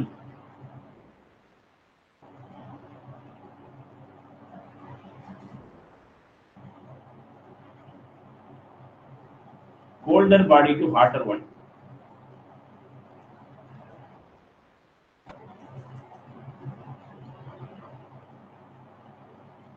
அந்த மாதிரி போக முடியாது, வாய்ப்பு இல்லை. சரிங்களா? Without any aid of external agency போக வைக்க முடியும். ஏன்னா ஏதோ ஒன்று கொடுத்து போக வைக்க முடியும். Without any aid of external agency applications. சரிங்களா? இந்த மாதிரி சொல்றது வந்து கிளாசியல் ஸ்டேட்மெண்ட் அவர் சொன்னது. அப்போ கிளாசியல் ஸ்டேட்மெண்ட்ல இருந்து நமக்கு என்ன தெரியுதுன்னா, ஒரு லோயர் டெம்பரேச்சர்ல இருந்து ஹாட் டெம்பரேச்சருக்கு வேலை செய்யாம ஹீட்டை வந்து வேலை செஞ்சு போகலாம். வேணாம், ஒரு கோல்டர் லோயர் டெம்பரேச்சர்ல இருந்து ஹையர் ஏதாவது ஒரு வேலை செய்யணும், கொண்டு போக முடியாது அப்படிங்கிறது தான் கிளாசியஸினுடைய ஸ்டேட்மெண்ட். இது வந்து எக்ஸ்பீரியன்ஸ்லயும் வந்து இதாகுது. பிரான்ச் ஆஃப் பிசிக்ஸ்ல இப்போ ஃபார் எக்ஸாம்பிள் எலக்ட்ரிக் கரண்ட் வந்து என்ன ஆகாது அப்படின்னு பாத்தீங்கன்னா, flow from a conductor at lower electrostatic பொட்டன்ஷியல்ல இருந்து ஹையர் எலக்ட்ரோஸ்டாட்டிக் பொட்டன்ஷியலுக்கு போக முடியுமா? கரண்ட் போகுமா? ஹையர் பொட்டன்ஷியல்ல இருந்து லோயர் பொட்டன்ஷியல் கரண்ட் போகும். லோயர் பொட்டன்ஷியல்ல இருந்து ஹையர் பொட்டன்ஷியலுக்கு போகுமா? போகாது. அப்ப அந்த லோயர் பொட்டன்ஷியல்ல இருந்து ஹையர் பொட்டன்ஷியலுக்கு போக வைக்க முடியும் தானே நம்மளால? ஏன்னா எக்ஸ்டர்னலா நம்ம என்ன பண்ணலாம், எக்ஸ்டர்னல் அப்ளிகேஷன்ஸ் பண்றதன் மூலம் we can flow the current இந்த லோயர் பொட்டன்ஷியல்ல இருந்து ஹையர் பொட்டன்ஷியலுக்கு கொண்டு போக முடியும். சரிங்களா? அது எப்பனா எக்ஸ்டர்னலா நம்ம வேலை செய்யணும். அதான் ஒண்ணு. அடுத்து நம்ம போலாம் kelvin statement.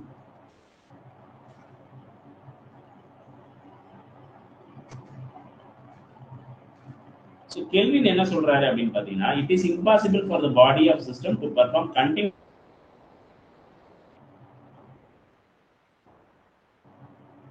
lower than the temperature தான் coldest one. சரிங்களா? அந்த ஒரு விஷயத்தை சொல்றது Clausius statement. Sorry, kelvin statement.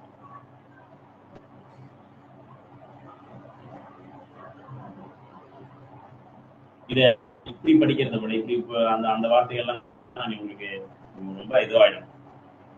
ஒரு சைக்கிளிக் ப்ராசஸ்ங்கிறது லாஸும் நடக்காத ஒரு ப்ராசஸ். அதுல என்ன பண்ண முடியாதுன்னா, ஆல் த ஹீட் இன்டு ஒர்க்கா மாத்த முடியாது. அதுதான் சிம்பிளா அவர் சொல்றாரு.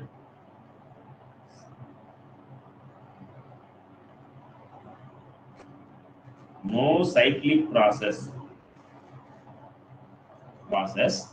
can convert all the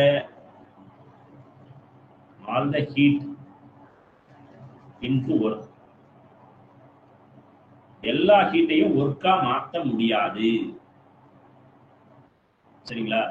no cyclic process. இந்த அர்த்தம் வந்து மாத்தி புரிஞ்சிக்க கூடாது. நீங்க இந்த இதுல இருந்து நீங்க படிச்சீங்கன்னா என்ன ஆகும்? Can convert all the heat into work அப்படின்னு புரிஞ்சிடும். கெல்வின் ஸ்டேட்மெண்ட் எல்லா ஹீட்டையும் ஒர்க்கா மாத்திடுதுன்னு நீங்க புரிஞ்சுக்கிறது தான் இது முக்கியம். எல்லா ஹீட்டையும் ஒர்க்கா மாத்த முடியாது.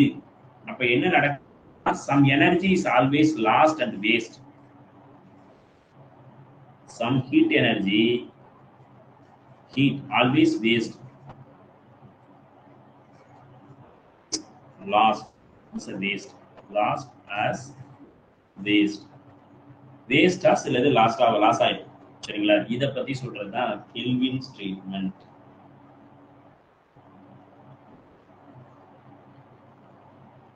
இத வந்து என்ன சொல்ற, கெல்வின் பிளாங்க் அப்படிங்கிற ஒருத்தர் இதை கொஞ்சம் மாடிஃபை பண்ணி சொல்றாரு.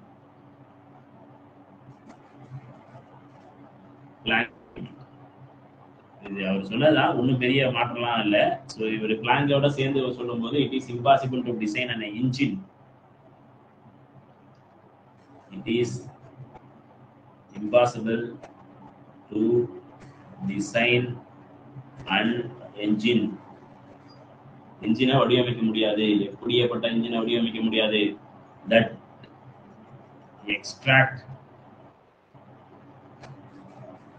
extracts heat and fully utilize into work. That extract heat and fully utilize into work.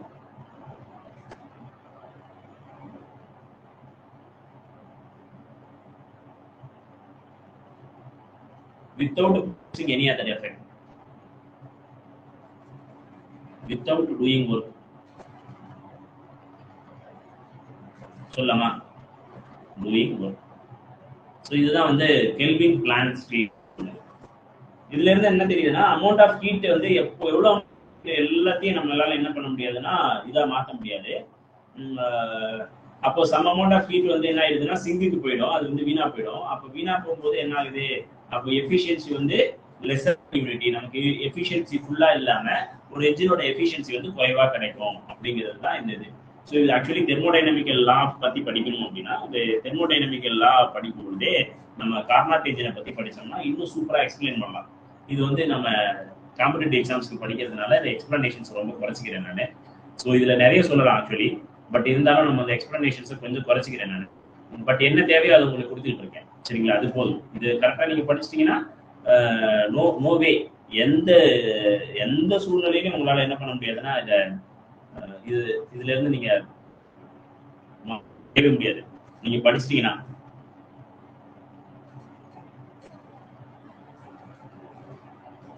அப்புறம் இன்னொன்னு வந்து என்னதுன்னா, இந்த இதுல ரொம்ப முக்கியமான பாயிண்ட் வந்து entropy never decrease. Entropy never for isolated system. யூசுவலாவே வந்து system of the universe of entropy வந்து எப்போதுமே குறையவே கிடையாது. சேஞ்ச் ஆஃப் என்ட்ரோபி வந்து நெகட்டிவ்ல போகவே போகாது. ஒன்று ஈக்குவலா இருக்கும், இல்லைன்னா பாசிட்டிவ்க்கு போகும். சரிங்களா? ஸோ அதை வந்து என்ன சொல்லுவாங்கன்னா del S greater than or equal to 0ன்னு சொல்லுவாங்க ஆல்வேஸ்.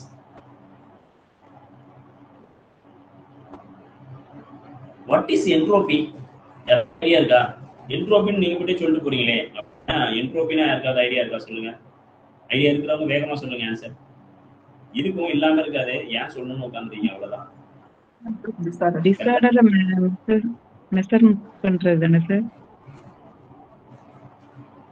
என்னங்க டிஸார்டர் வந்து மெஷர்மென்ட் பண்றது? Very good. Measurement of disorder. Super super super. ஒரு சப்ஸ்டன்ஸ் இல்ல ஒரு இதோட டிஸார்டர்னஸ் எவ்வளவு இருக்கு, சரிங்களா? அதுல எவ்வளவு டிஸார்டர் மெட்டீரியல் இருக்கு அப்படிங்கறத பத்தி சொல்றதுதான் என்ட்ரோபி. என்ட்ரோபிங்கிறது ஒரு சப்ஸ்டன்சஸ்க்குள்ள அந்த மாலிக்யூல்ஸ் வந்து எப்படி வேரி ஆயிருக்கு அப்படிங்கறத பத்தி சொல்றது. சரிங்களா? ஸோ டிஸார்டர்னஸ் ஆஃப்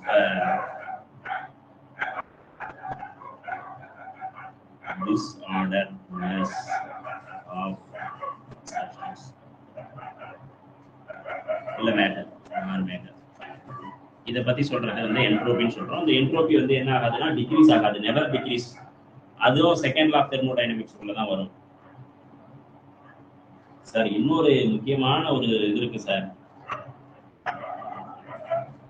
யாருக்காவது தெரியுமா?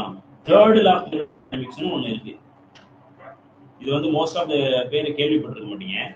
இது என்ன சொல்றதுன்னா, டெம்பரேச்சர் வந்து 0 கெல்வின் அப்சல்யூட் 0 அப்ரோச் பண்ணும்போது என்ட்ரோபியும் 0 கெல்வினை அப்ரோச் பண்ணும். இதான் third law of thermodynamics.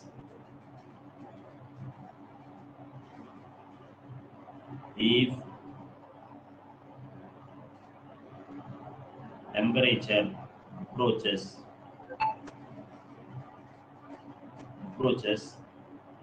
absolute zero, absolute zero னா என்னன்னா, டெம்பரேச்சர் வந்து 0 கெல்வினை அப்ரோச் பண்றது அப்சல்யூட் 0 கெல்வின். சரிங்களா? ஓகேன்னு படிச்சிடாதீங்க தயவு செய்து. 0 கெல்வின் அது the perfect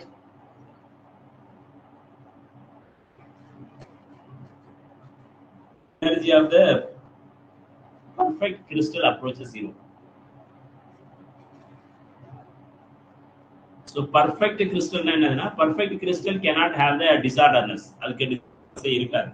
அதுதான் கிறிஸ்டல். கிறிஸ்டல்னா perfect crystal. கிறிஸ்டல்னா என்ன அர்த்தம்? The atoms and molecules are arranged in the ஒரு பர்டிகுலர் ரூல்ஸை ஃபாலோ பண்ணி ஒரு ஆர்டர்ல அரேஞ்ச் ஆயிருந்ததுன்னா அதுக்கு பேரு கிறிஸ்டல் அப்படின்னு நம்ம படிப்போம். பின்னால சொல்றேன். அப்ரோச்சஸ் 0. சரிங்களா? ஓகே. அப்போ S tends to 0 as tends to 0 Kelvin.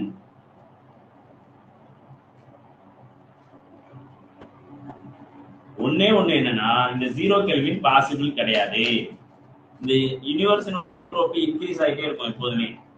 0 kelvin வந்து நீங்க உங்களால பண்ண முடிஞ்சதுன்னா என்ட்ரோபி 0, அவ்வளவுதான். மற்றபடி வேற ஒண்ணும் இல்லை.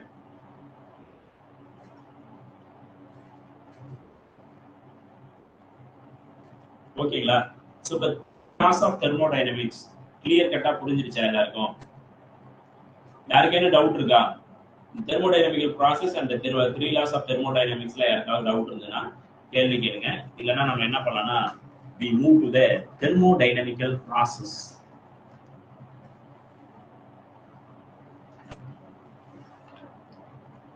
thermodynamical process பத்தி பார்க்க போயிருங்க. அதுக்கப்புறம்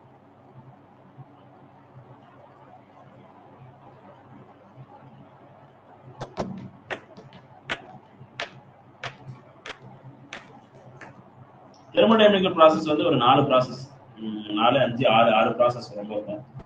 ஸோ அது எல்லாத்தையும் ஒன்று ஒன்றா பார்க்கலாம். இப்போ யாருக்கும் டவுட் இல்லைல்ல? Very good, thank you. இப்போ அதுக்கு முன்னால thermodynamical state variable and point variable அப்படின்னு ஒன்று இருக்கு. சரிங்களா? ஒன்று வந்து தெர்மோடைனமிக்கல் வேரியபிள், இன்னொன்று வந்து thermodynamical process. Path function and state function அப்படின்னு சொல்லுவாங்க. தெர்மோடைனமிக்ல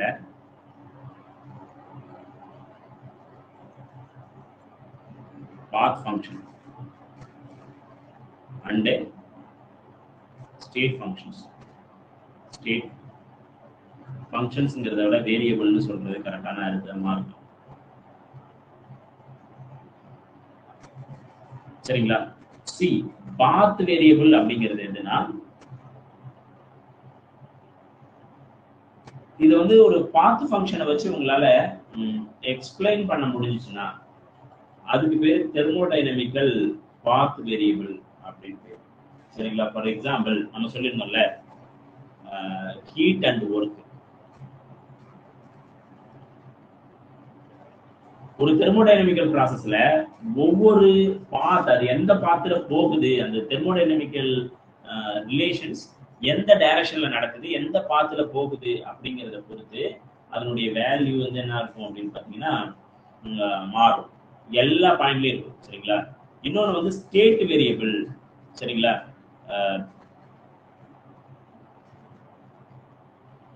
ஸ்டேட் வேரியபிள்ங்கிறது வந்து என்னதுன்னா, அது பர்டிகுலர் பாயிண்ட்ல எவ்வளவு, அவ்வளவுதான். அது பாயிண்ட் ஃபங்க்ஷன் சொல்லுவாங்க. இது எல்லாமே பாயிண்ட், இதை பாத்துன்னு சொல்லுவோம், இதை பாயிண்ட் ஃபங்க்ஷன் சொல்லுவோம். இது எல்லாமே வந்து என்னதுன்னா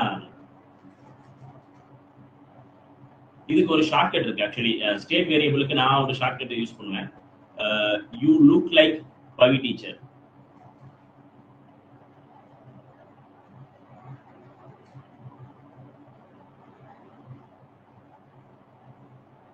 you look like A Pavi teacher. சரிங்களா? இதுல யூங்கிறது வந்து இன்டர்னல் எனர்ஜி, இது ஒரு ஸ்டேட் வேரியபிள். அதுக்கப்புறம் லுக் பவியில வந்து இருக்கக்கூடிய பிவி. சரிங்களா? பிங்கிறது வந்து ப்ரெஷரை குறிக்கக்கூடியது, ப்ரெஷர். பிங்கிறது வால்யூமை குறிக்கக்கூடியது, வால்யூம். டீச்சர் டிங்கிறது வந்து என்னதுன்னா டெம்பரேச்சர். இது எல்லாம் வந்து ஸ்டேட் வேரியபிள். புரியுதுங்களா? யூங்கிறது இன்டர்னல் எனர்ஜி, பிங்கிறது ப்ரெஷர், பிங்கிறது வால்யூம், டிங்கிறது டெம்பரேச்சர். இதுதான் ஸ்டேட் வேரியபிள் பாயிண்ட் ஃபங்க்ஷன்ஸ் சொல்லக்கூடிய ஒரு இது. இது வந்து ஷார்ட்கட்டு, ஞாபகத்துல வச்சுக்கோங்க. உங்களுக்கு வேற மாதிரி நீங்க போட முடிஞ்சாலும் போட்டுக்கோங்க. இது நான் படிக்கிற காலகட்டத்துல எனக்கு வந்து மறந்துடக்கூடாதுங்கிறதுக்காக நான் போட்டு வச்ச ஷார்ட்கட்டு, அதை உங்களுக்கு சொல்றேன். நீங்க இதை யூஸ் பண்ணிட்டாலும் இல்ல உங்களுக்கு வேற மாதிரி வந்து ஏற்கனவே வேற ஏதாவது படிச்சிருக்கீங்க இல்ல ஏதாவதுன்னா அதை யூஸ் பண்ணிக்கோங்க. இது கொஞ்சம் மறக்காம ஈஸியா இருக்கும் அப்படிங்கிறதுனால நான் இதை ஞாபகத்துல வச்சுக்கிட்டேன். என்ன இது பட்டம் போட்டா இது தப்பு தப்பா வருது. சரி, ஓகேங்க. அடுத்து வந்து தெர்மோடைனமிக்கல் வேரியபிள் இன்னும் சில மாதிரி டிபெண்ட் பண்ணலாம். இதை வந்து பேசலாம். அதுக்கு பேர் வந்து என்னன்னா எக்ஸ்டென்சிவ் வேரியபிள், இன்டென்சிவ் வேரியபிள்னு. தெர்மோடைனமிக்கல் வேரியபிளை இன்னும் கிளாசிஃபை பண்ணலாம் ரெண்டு விதமா. இதெல்லாம் கேள்வி கேட்பாங்க, எது எது என்னென்ன இருக்கு அப்படிங்கிறத கேள்வி கேட்பாங்க. அதனால இதெல்லாம் அடிப்படைங்கிறதுனால இது சிலபஸ்லேயே இல்லைனாலும் நமக்கு கேள்வி கேட்க சான்சஸ் இருக்கு. அதனால இதை பார்க்கணும். ஒன்று எக்ஸ்டென்சிவ் வேரியபிள், இன்னொன்று வந்து intensive variable.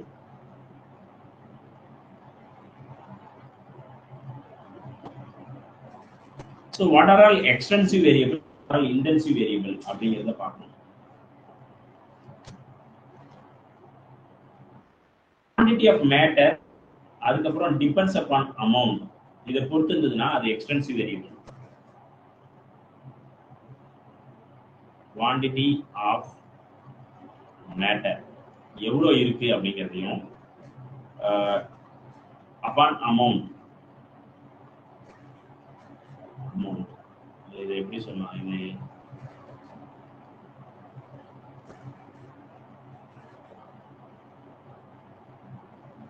depends upon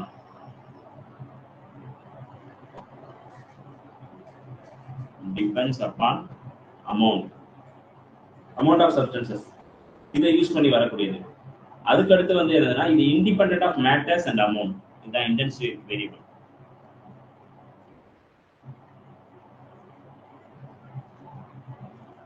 independent of quantity and matter. So இதை ரெண்டையும் டிபெண்ட் பண்ணி இல்லாத வேரியபிளை நம்ம இன்டென்சிவ் வேரியபிள் அப்படின்னு சொல்லி சொல்லுவோம்.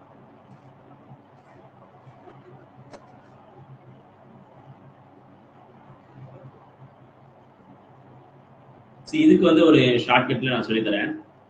விஎஸ்எம் அப்படின்னு ஒரு யூனிவர்சிட்டி இருக்கு. அதுல எலக்ட்ரோ மேக்னெட்டிக் சீட்டை எக்ஸ்டெண்ட் பண்றாங்க.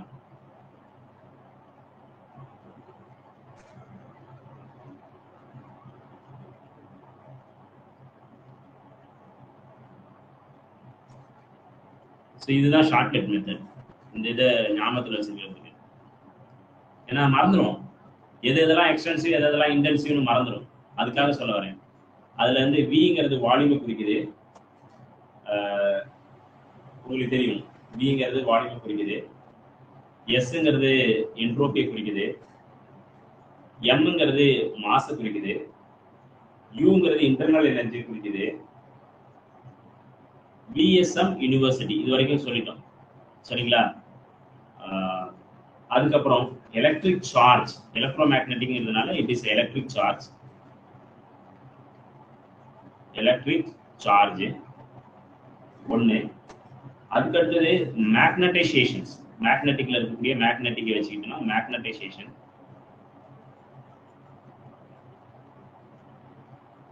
மேக்னடைசேஷன் இதெல்லாமே எக்ஸ்டென்சிவ் வேரியபிள். அதுக்கடுத்து சீட். சீட்டுக்கு பதிலாக நீங்க ஸ்பெசிபிக் ஹீட்னு எடுத்துக்கணும். ஸ்பெசிபிக் ஹீட், சரி. சீட்டுக்கு பதிலாக heat capacity. Heat capacity, heat capacity வந்து இதா இருக்கு, சரிங்களா? ஸோ அதுக்கப்புறம் வந்து ஏரியா. இது எல்லாமே எக்ஸ்டென்சிவ் வேரியபிள். வால்யூம், இது என்ட்ரோபி. எஸ்ங்கிறத எப்போதுமே என்ட்ரோபின்னு குறிப்போம். இது வந்து மாஸ், இது வந்து இன்டர்னல் எனர்ஜி. இதெல்லாம் இன்டென்சிவ் வேரியபிள். புரிஞ்சுதுங்களா? இன்டென்சிவ் வேரியபிள்னா என்னன்னு? சரி, இன்டென்சிவ்ல எக்ஸ்டென்சிவ் வேரியபிள். பிஎஸ்எம் யூனிவர்சிட்டியில எலக்ட்ரோமேக்னெட்டிக் சீட் எக்ஸ்டெண்ட் பண்றாங்க அப்படிங்கிற ஷார்ட்கட் எதுக்கு யூஸ் பண்றோம் அப்படின்னா எக்ஸ்டென்சிவ் வேரியபிளுக்கு யூஸ் பண்றோம்.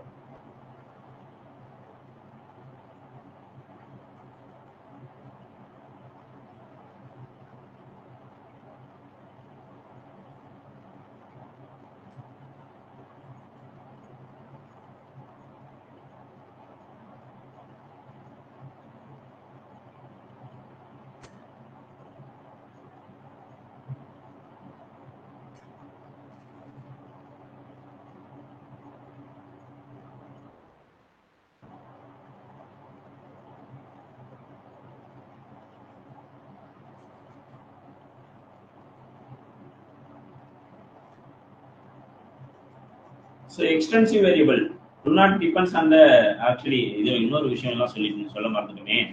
எக்ஸ்டென்சிவ் வேரியபிள் வந்து ரொம்ப முக்கியமானது வந்து depends on size or mass of the system. Depends size or mass of the system. Mass of the system. இது வந்து independent of do not depend on size and the mass of the system.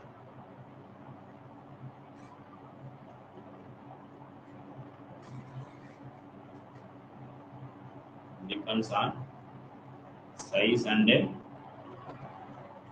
mass of the system. இது intensive variable, சரிங்களா? நீங்க mostly இப்படி ஞாபகத்துல வச்சுக்கலாம். அந்த ஒரு ஷார்ட்கட்டை மட்டும் வச்சுக்கிட்டு நீங்க அடுத்ததை எழுதலாம். இல்லைன்னா இதுக்கு ஒரு ஷார்ட்கட் நான் சொல்றேன், அது கொஞ்சம் டிஃபிகல்ட்டா தான் இருக்கும், கொஞ்சம் ஞாபகத்துல வச்சுக்கணும், அவ்வளவுதான். எம்ஐ டேப் கரோ, சரிங்களா? எம்ஐ டேப் கரோ, ஆர்ஐ விஸ்கரோ. நான் படிக்கிறப்ப வச்சுக்கிட்டே இருக்குது.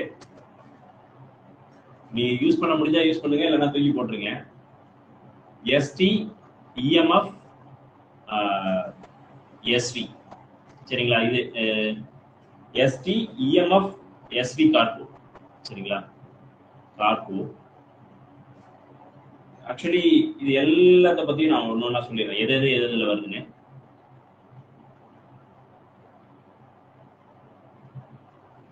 ஃபர்ஸ்ட் எடுத்த உடனே எம்ஐ அப்படிங்கிறது மேக்னெட்டிக் இண்டக்ஷன் சொல்லுது.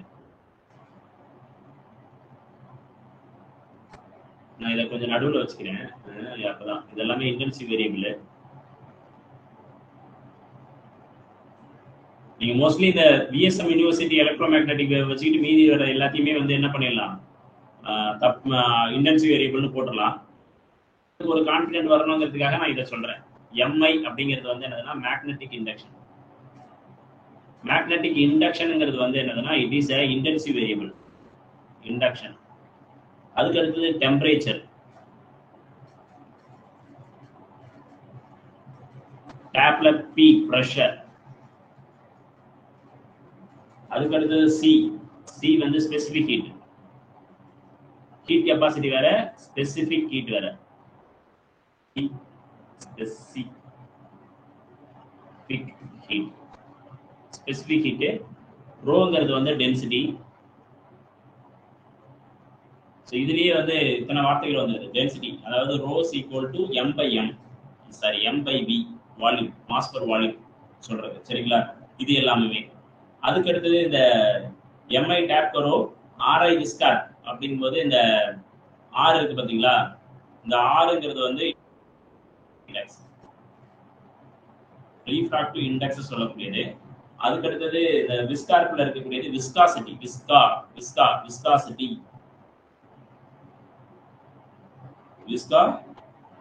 Viscosity is intensive variable. அதுக்கு அடுத்தது சர்ஃபேஸ் டென்ஷன், எஸ்டிங்கிறது வந்து சர்ஃபேஸ் டென்ஷன் சொல்லக்கூடியது. இஎம்டிங்கிறது வந்து எலக்ட்ரோ மேக்னெட்டிக் ஃபோர்ஸ், இஎம்எஃப், அதாவது இஎம்டி இல்ல EMF, motive force, electro motive force. அதுக்கப்புறம் எஸ்விங்கிறது வந்து ஸ்பெசிபிக் வால்யூம்.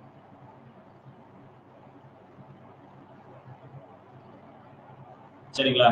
எஸ்வி இந்த இது மட்டும் ஞாபகத்தில் வச்சுக்கிட்டீங்கன்னா போதுங்க, நீங்க எல்லா இன்டென்சிவ் வேரியபிளும் எழுதிடலாம். புரியுதுங்களா? இதான் ஒரு ஷார்ட் கட். ஏன்னா அவ்வளவுதான், ரொம்ப சிம்பிள் தான். இந்த ரெண்டு விஷயத்த ஞாபகத்தில் வச்சுக்கிட்டீங்கன்னா இந்த இதெல்லாம் படிக்க வேண்டியல. ஏன்னா நம்ம எக்ஸாம் ஹால்ல போய் உட்காரும் பொழுது வால்யூம் வந்து எக்ஸ்டென்சிவ் வேரியபிளா இன்டென்சிவ் வேரியபிளான ஒரு குழப்பம் வரும்.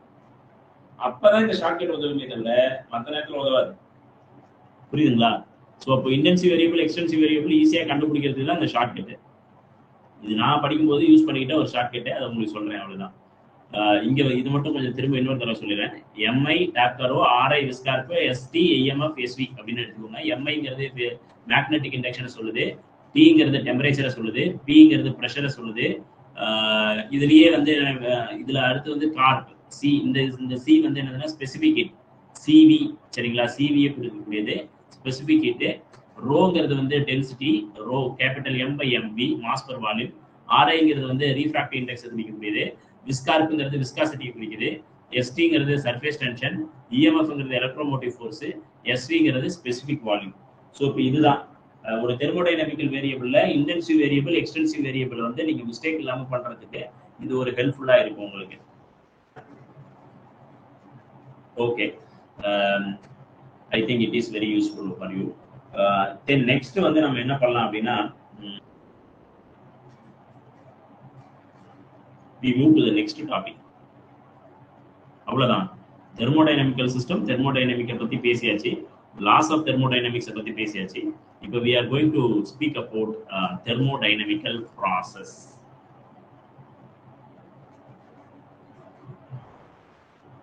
இது டைரக்டா क्वेश्चन கேட்பாங்க, பட் நிறைய உள்ளார்ந்த क्वेश्चंस நிறைய கேட்டாலும் பேசிக்கான क्वेश्चनல நம்ம தப்பு பண்ணவே கூடாது.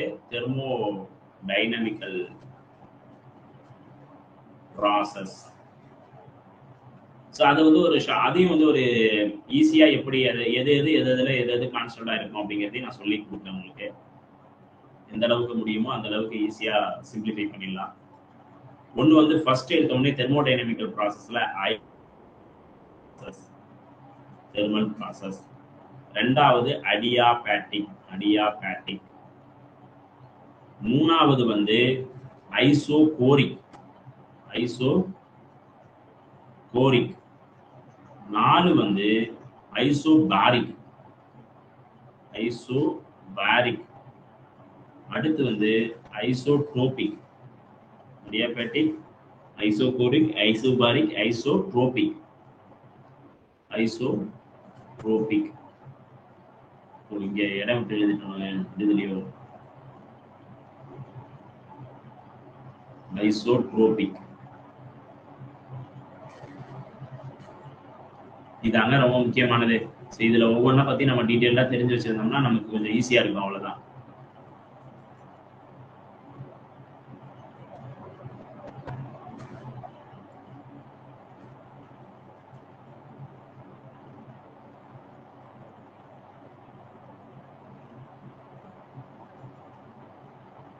The thermodynamical process. See, the thermodynamical process la isothermal, thermal T இருக்காரு பாத்தீங்களா, இந்த T எடுத்துக்கோங்க. இந்த Tங்கிறது வந்து எப்போதும் கான்ஸ்டன்டா இருக்காரு. கான்ஸ்டன்ட் டெம்பரேச்சர், அதுக்கு பேர் தான் தெர்மல். ஐசோனா சேம் அப்படின்னு அர்த்தம். ஸோ அப்போ டெம்பரேச்சர் எப்போதும் கான்ஸ்டண்டா இருக்கும். அந்த மாதிரியான ப்ராசஸ் ஐசோதெர்மல் அப்படின்னு எடுத்துக்கணும். சரிங்களா? Isothermal process. Adiabatic process.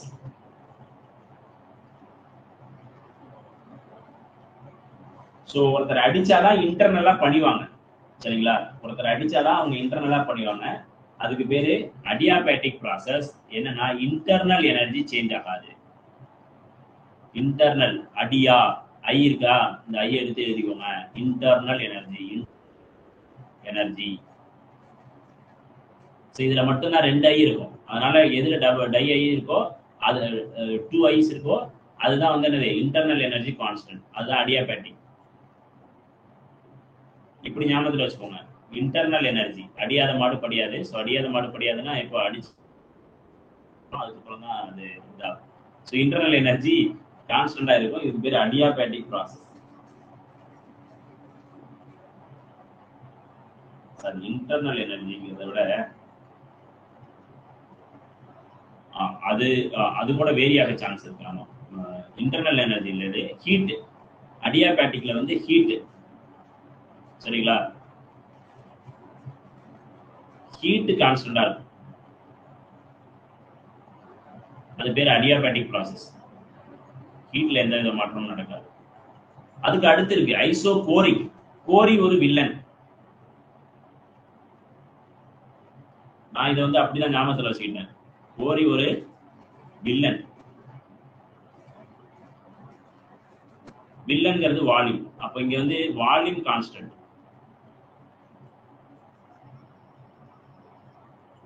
Volume constant. சரிங்களா? இந்த இது கொஞ்சம் ஞாபகத்துல வச்சுக்கோங்க. ஐசோபாரிக். ஐசோபாரிக்ல இந்த பி வந்து எதை மென்ஷன் பண்ணுதுன்னா pressure. Pressure is equal to constant.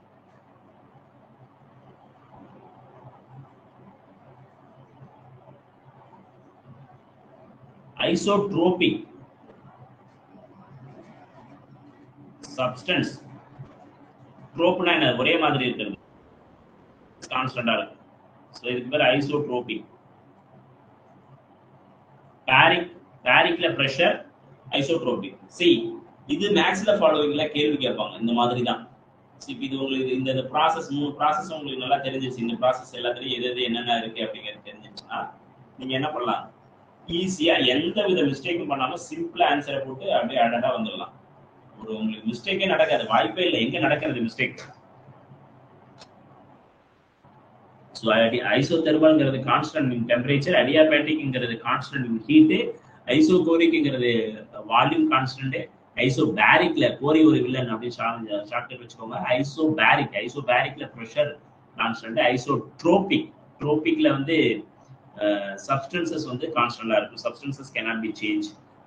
அதனுடைய இது வந்து ஐசோட்ரோபிக் ஒரே மாதிரி இருக்கும் த்ரூ அவுட் சப்ஸ்டன்சஸ். சப்ஸ்டன்சஸ்ங்கிறத விட இங்க வந்து என்னது மெட்டீரியல், என்ன மெட்டீரியல் யூஸ் பண்றோம் அப்படிங்கிறது அது வந்து கான்ஸ்டன்டா இருக்கும். ப்ராசஸ்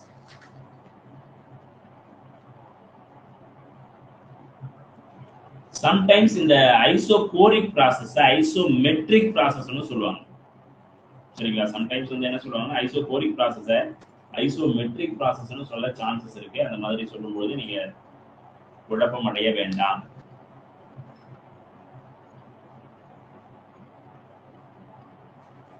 அப்புறம் இதுலயே வந்து சைக்கிளிக் ப்ராசஸ்னு ஒண்ணு இருக்கு. அதுக்கப்புறம் வந்து ரிவர்சபிள், இர்ரிவர்சபிள் ப்ராசஸ், சைக்கிளிக், நான் சைக்கிளிக் ப்ராசஸ், இந்த மாதிரி இருக்கு. அதுவும் வந்து தனி டாபிக்காவே நமக்கு சிலபஸ்ல கொடுத்துருக்கிறதுனால அதையும் நம்ம படிப்போம், நல்லாவே படிப்போம். சரி, இப்ப இது ஒண்ணு ஒண்ணா பார்க்கலாமா, எது எது எப்படி எப்படி இருக்குன்னு. முதல்ல என்ன எடுக்கலாம், ஐசோதெர்மல் எடுக்கலாம். யாருங்க இந்த ஐசோதெர்மல்? ஃபர்ஸ்ட் ஒன்னொன்னா நம்ம பார்க்கலாம். ஐ திங்க் ஒரு அண்டர்ஸ்டாண்டிங் வந்திருப்பீங்கன்னு நினைக்கிறேன் என்ன போயிட்டு இருக்கு அப்படிங்கிறதுக்கு.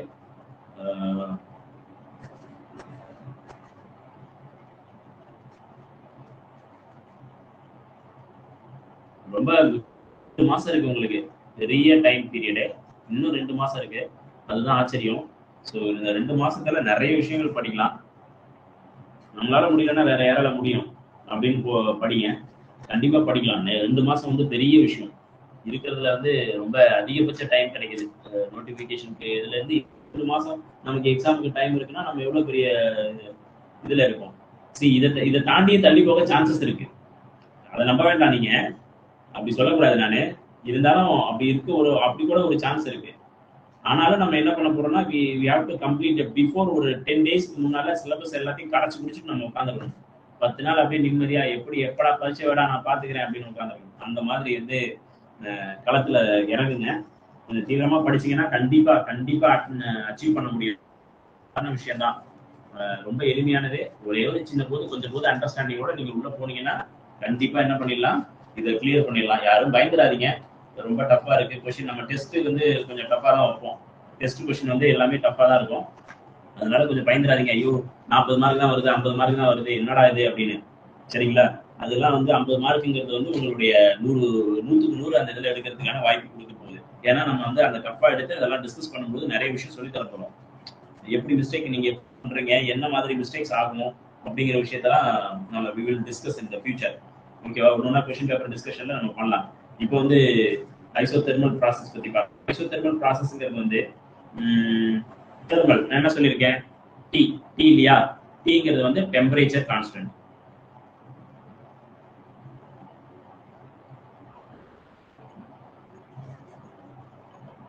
Temperature physical change in that system, temperature remains constant. அந்த மாதிரி இருக்கிறதுக்கு பேரு தான்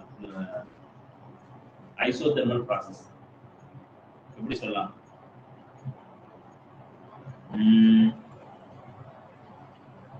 இப்ப தெர்மோடைனமிக்கல் சிஸ்டம் டிடின்னு போட்டுக்கிறேன். இப்போதும் தெர்மோடைனமிக்கல் சிஸ்டத்தை நான் ரொம்ப பெருசா எழுதுறதுக்கு பதிலாக இன்னும் சோம்பேறித்தனமா டிடின்னு போட்டுக்கிறேன். டிடி சிஸ்டம்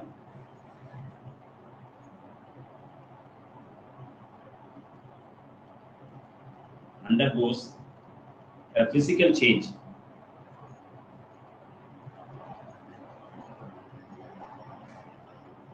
அதுல அந்த ஒரு thermodynamic சிஸ்டத்துல physical change இருக்கும். In such a way that temperature is constant. In such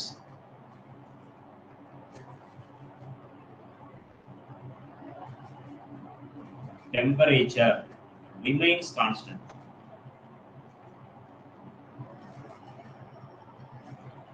நல்லா கவனிங்க, டெம்பரேச்சர் கான்ஸ்டன்ட். சில நேரத்துல இந்த கொஸ்டினை டெல்டா டின்னு கேட்டு விட்டுருவான்.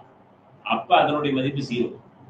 சேஞ்ச் இன் டெம்பரேச்சர் என்னவா இருக்கும்? டெம்பரேச்சர் கான்ஸ்டன்ட்னா சேஞ்ச் இன் டெம்பரேச்சர் என்னவா இருக்கும்? 0வா இருக்கும். இதை நம்ம அந்த இடத்துல யோசிக்கவே மாட்டோம். ஏன்னா நம்ம அந்த இடத்துல பதக்கமா இருப்போம். எக்ஸாம் அந்த 3 மணி நேரத்துல அப்படியே ஹரிபரியா ஓடிட்டு இருக்கோம். அதுவும் நீங்க வந்து கொஸ்டின் அட்டன் பண்ணும்போது முதல்ல ப்ராப்ளத்தை அட்டன் பண்ணிட்டீங்கன்னு வச்சுங்களேன், ஐயோ போச்சு அவ்வளவுதான். கடைசியில ஒரே ஒரு மணி நேரம் 100 கொஸ்டின் அட்டன் பண்ற மாதிரி இருக்கும். அதுல பயம் வரும் பாருங்க. நீங்க உங்களுக்கு தெரிஞ்ச ஆன்சர் எல்லாம் தப்பு பண்ணுவீங்க. அந்த மாதிரி இருக்கக்கூடாது. அதுக்காக தான் நான் சொல்றேன், எப்போதும் ப்ராப்ளத்தை லாஸ்ட் அட்டன் பண்ணுங்க. தியரியை ஃபர்ஸ்ட் அட்டன் பண்ணிட்டு எல்லாத்தையும் போட்டு முடிச்சுட்டு அதுக்கப்புறம் வா என்னதான் ப்ராப்ளத்தை எனக்கு கொடுக்க போறேன் அப்படின்னு சொல்லிட்டு ப்ராப்ளத்துல நம்ம அப்ரோச் பண்ணணும். அப்பதான் நிறைய மார்க் எடுக்க முடியும். சரிங்களா? ஸோ இப்போ டெல்டி ஈக்குவல் டு 0. இப்போ டெல்டி அதாவது change in temperature is equal to 0. Temperature constant but change in temperature is 0. இந்த இது கொஞ்சம் நம்ம பார்க்கணும். இந்த தெர்மோடைனமிக்கல் இதை பத்தி பேசியாச்சா? இப்போ என்ன பண்ண போறோம்னா மத்த எல்லாமே சேஞ்ச் ஆகலாம். பிரஷர், வால்யூம், ஹீட் எல்லாமே சேஞ்ச் ஆகலாம். P, V and Q will change. Change in heat வந்து will change. அது ரொம்ப முக்கியம். சரிங்களா? ஹீட் வந்து சேஞ்ச் ஆக சான்சஸ் இருக்கு.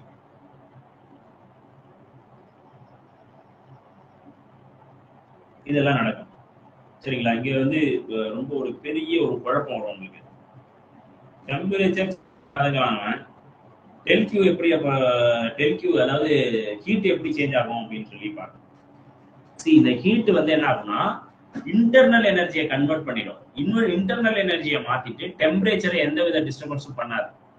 ஸோ அதன் பொருட்டு வந்து என்ன ஆகல அப்படின்னு பாத்தீங்கன்னா இது நடக்காது. சரிங்களா? ஐசோதெர்மல் ப்ராசஸ்ல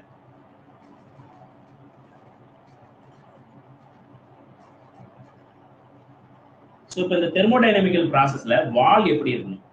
தெர்மோடைனமிக்கல் ப்ராசஸ்னுடைய வால் எப்படி இருக்கணும்னா இது பர்ஃபெக்ட்லி கண்டக்டிங் வால்.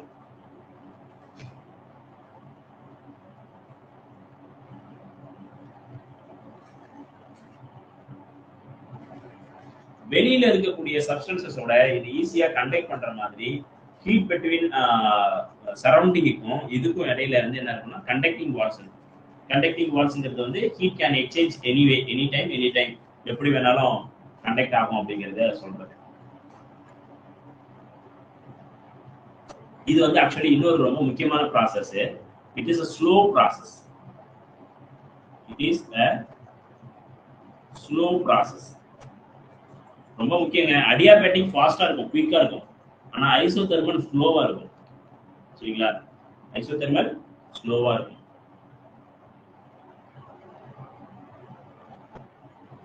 அதான் இது ஸ்லோ ப்ராசஸ்னா என்ன சொல்றோம்னா கம்ப்ரஷன்ஸ் அண்ட் எக்ஸ்பான்ஷன்ஸ் வந்து ஸ்லோவா இருக்கும். அதுதான் வந்து நம்ம சொல்றோம் கம்ப்ரஷன் அண்ட் எக்ஸ்பான்ஷன்.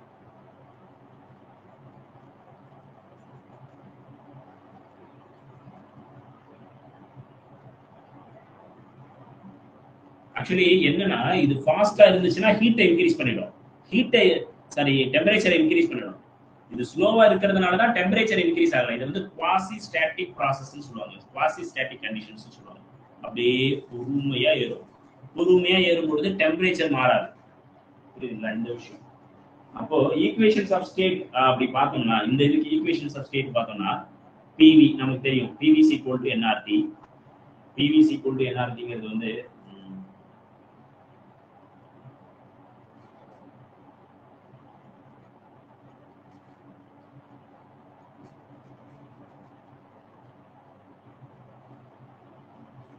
சரி ஓகே. நம்ம PVC equal to equations of ஸ்டேட்ல வந்து என்ன சொல்றோம்? PVC equal to NRT, equation of state. நம்ம யூசுவலா பிவி ஈக்குவல் டு என்ஆர்டி அப்படின்னு படிப்போம். இந்த எண்ணும் ஆரும் எப்போதுமே கான்ஸ்டன்ட். இப்ப நமக்கு ஐசோதெர்மல் ப்ராசஸ்ல டீயும் கான்ஸ்டன்ட் அப்படிங்கிறதுனால இந்த பிவிங்கிறது வந்து என்ன இருக்கணும்னா கான்ஸ்டன்டாவே இருக்கும். அப்போ பியும் வியும் சேஞ்ச் ஆகும். இப்ப சார் இந்த தெர்மோடைனமிக்கல் ப்ராசஸ்ல இன்னொரு விஷயம் எப்படி கேள்வி கேட்கலாம்னா பிரஷர் இன்க்ரீஸ் ஆச்சுன்னா வால்யூம் ஆட்டோமேட்டிக்கா டிக்ரீசஸ் ஆகும். ஏன்னா இது வந்து கான்ஸ்டன்ட். புரியுதா? இந்த கான்ஸ்டன்ட் வேல்யூ மெயின்டைன் பண்றதுக்கு இது இன்க்ரீசஸ் ஆச்சுன்னா இது ஆட்டோமேட்டிக்கா டிக்ரீஸ் ஆகும். இந்த விஷயமும் நம்ம புரிஞ்சுக்கணும். சரிங்களா? சோ புரிஞ்சுக்கணும். இன்னொன்னு நம்ம பிவிசி ஈக்குவல் டு கான்ஸ்டன்ட்ங்கிறது என்ன law? Is a Boyle's law.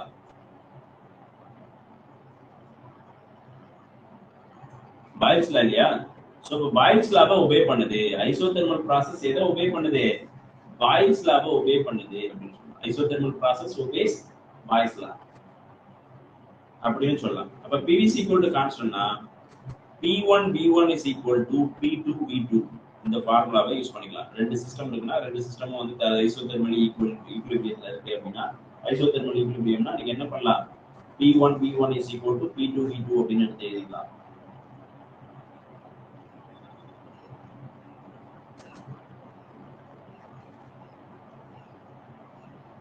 ஒரு எக்ஸாம்பிள் சொல்லலாமா? ஐசோதெர்மல்னா என்னன்னு? Melting of ice. Example, common example இது. Melting of ice.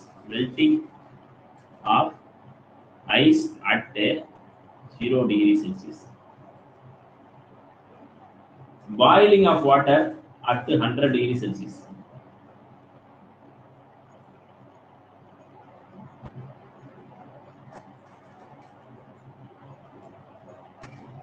நல்லா நினைச்சு பாருங்களேன். இந்த 0 டிகிரியில நீங்க 0 டிகிரிக்கு மேல நீங்க டெம்பரேச்சரை குறைச்சாலும்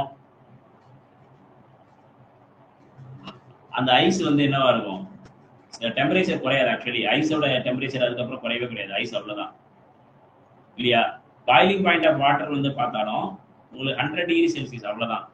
அதை தாண்டி என்ன டெம்பரேச்சர் இன்க்ரீஸே பண்ண முடியாது. அதை தாண்டி டெம்பரேச்சர் இன்க்ரீஸ் பண்ணா என்ன ஆயிடும்? அது வேற ஸ்டேட்டுக்கு போயிடும். ஸ்டேட்டே சேஞ்ச் பண்ணிடும். ஸோ இந்த ப்ராசஸ்க்கு பேரு ஐசோதெர்மல் ப்ராசஸ். சரிங்களா? ஸோ இது வந்து ஒரு common example of isothermal process. சரிங்களா? இதெல்லாம் கொஞ்சம் பார்க்கணும். சரி, இப்போ இதுக்கப்புறம் நம்ம என்ன பண்ணலாம்னா இதனுடைய ஸ்பெசிபிக் ஹீட் எப்படி இருக்கு, அதுக்கப்புறம் ஒர்க் டன் எப்படி இருக்கு, ஃபர்ஸ்ட் லா ஆஃப் தெர்மோடைனமிக்கா அப்ளை பண்ணும்பொழுது என்ன மாதிரி இருக்கு, இந்த மாதிரியான விஷயங்கள்லாம் நம்ம சொல்லலாம். ஸோ யூஸ்வலி பிவி டயக்ராம்னு சொல்லுவாங்க. இது ரொம்ப முக்கியமான டயக்ராமு. அப்படி வரலையா கிராஃப்?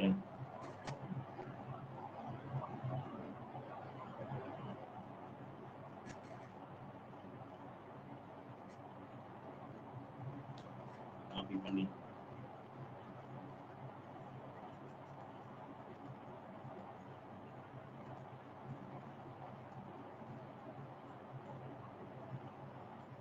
ஓகேங்க. இப்ப இந்த மாதிரி நம்ம கிட்ட 2 கிராஃப் இருக்கு. ஆக்சுவலி இதுல வந்து என்னன்னா ஐசோதெர்மல்ல 2 விஷயம் நடக்கலாம். ஒன்னு கம்ப்ரஷன், இன்னொன்னு எக்ஸ்பான்ஷன். சரிங்களா? ஐசோதெர்மல் கம்ப்ரஷன் ஒன்று நடக்கலாம், ஐசோதெர்மல் எக்ஸ்பான்ஷன் ஒன்று நடக்கலாம். இந்த 2 கேசஸும் நடக்க சான்சஸ் இருக்கு. இப்போ இதை பத்தி நம்ம படிக்கணும். இப்போ இங்க வந்து ஐசோதெர்மல் கம்ப்ரஷன் நடக்கிறதா இருக்கும். ஐசோதெர்மல் ஃபர்ஸ்ட் எக்ஸ்பான்ஷன் எடுத்துப்போமா? Expansion isothermal. ஆக்சுவலி இது எல்லாமே குவாசி ஸ்டாட்டிக் ப்ராசஸ். ரொம்ப கம்மியான டைம்ல இது மாற்றங்கள் நடந்துட்டு இருக்கும். ஓகேங்களா? ஸோ ரொம்ப கம்மியான டைம்ல மாற்றங்கள் நடந்துட்டு இருக்கும். அது கொஞ்சம் நம்ம பார்த்துக்கணும். இன்னொன்று சார், இப்போ இதுல பாத்தீங்கன்னா இந்த டெம்பரேச்சர், இது வந்து பிவி டயக்ராம்னு சொல்லுவாங்க. இது பி இந்த வி, இது பி இங்க வால்யூம். எக்ஸ் ஆக்சிஸ்ல வால்யூம் எடுத்துக்கிறோம், பி ஆக்சிஸ்ல இது ப்ரெஷர் எடுத்துக்கிறோம், ஒய் ஆக்சிஸ்ல ப்ரெஷர் எடுத்துக்கிறோம். இந்த கர்வ் எப்படி இருக்கும் அப்படின்னு பாத்தீங்கன்னா இந்த மாதிரி இருக்கும். அதாவது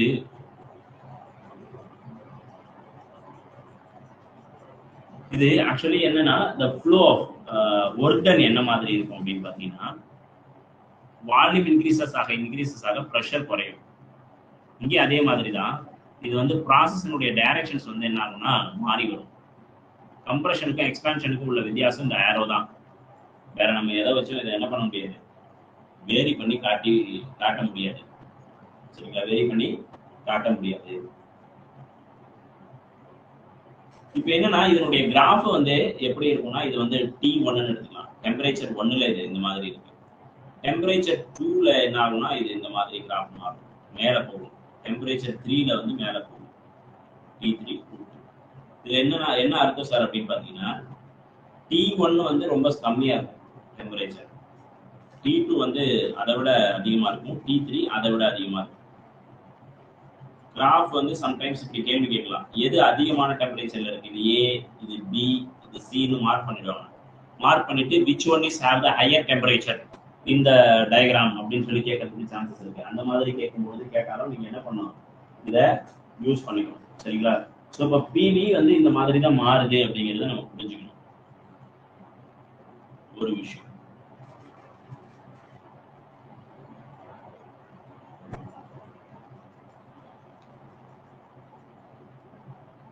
ஸோ ஐசோதெர்மல் ப்ராசஸ்ல work done by the system, சரிங்களா, work done by the gas நடக்குது. அப்பதான் அது எக்ஸ்பான்ஷன் நடக்கும். Work done by the gas, இது வந்து work done on the gas. இது வந்து adiabatic compression, sorry isothermal compression. சரியா? Isothermal compression and isothermal expansion இப்படிதான் இருக்கும்.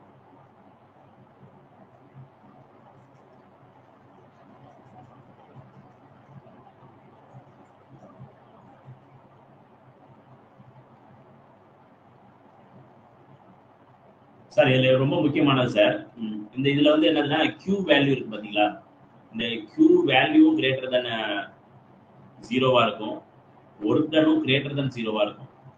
இங்கே Q வேல்யூ லெஸ் தென் 0வா இருக்கும், ஒர்க் டனும் லெஸ் தென் 0வா இருக்கும். ஸோ த ஆப்போசிட் விஷயம் isothermal expansions and isothermal compressions. இதுல இன்னொரு விஷயம் இருக்கு. என்னன்னா நமக்கு டெம்பரேச்சர் கான்ஸ்டன்ட்னு சொல்றோம். டெம்பரேச்சர் கான்ஸ்டன்ட் அப்படிங்கிறதுனால இதனுடைய internal energy also constant for isothermal process. கேள்வி கேட்க சான்சஸ் இருக்கு. Internal energy also constant for isothermal process. So internal energy also constant for isothermal process. இந்த மாதிரி நம்ம சொல்லலாம்.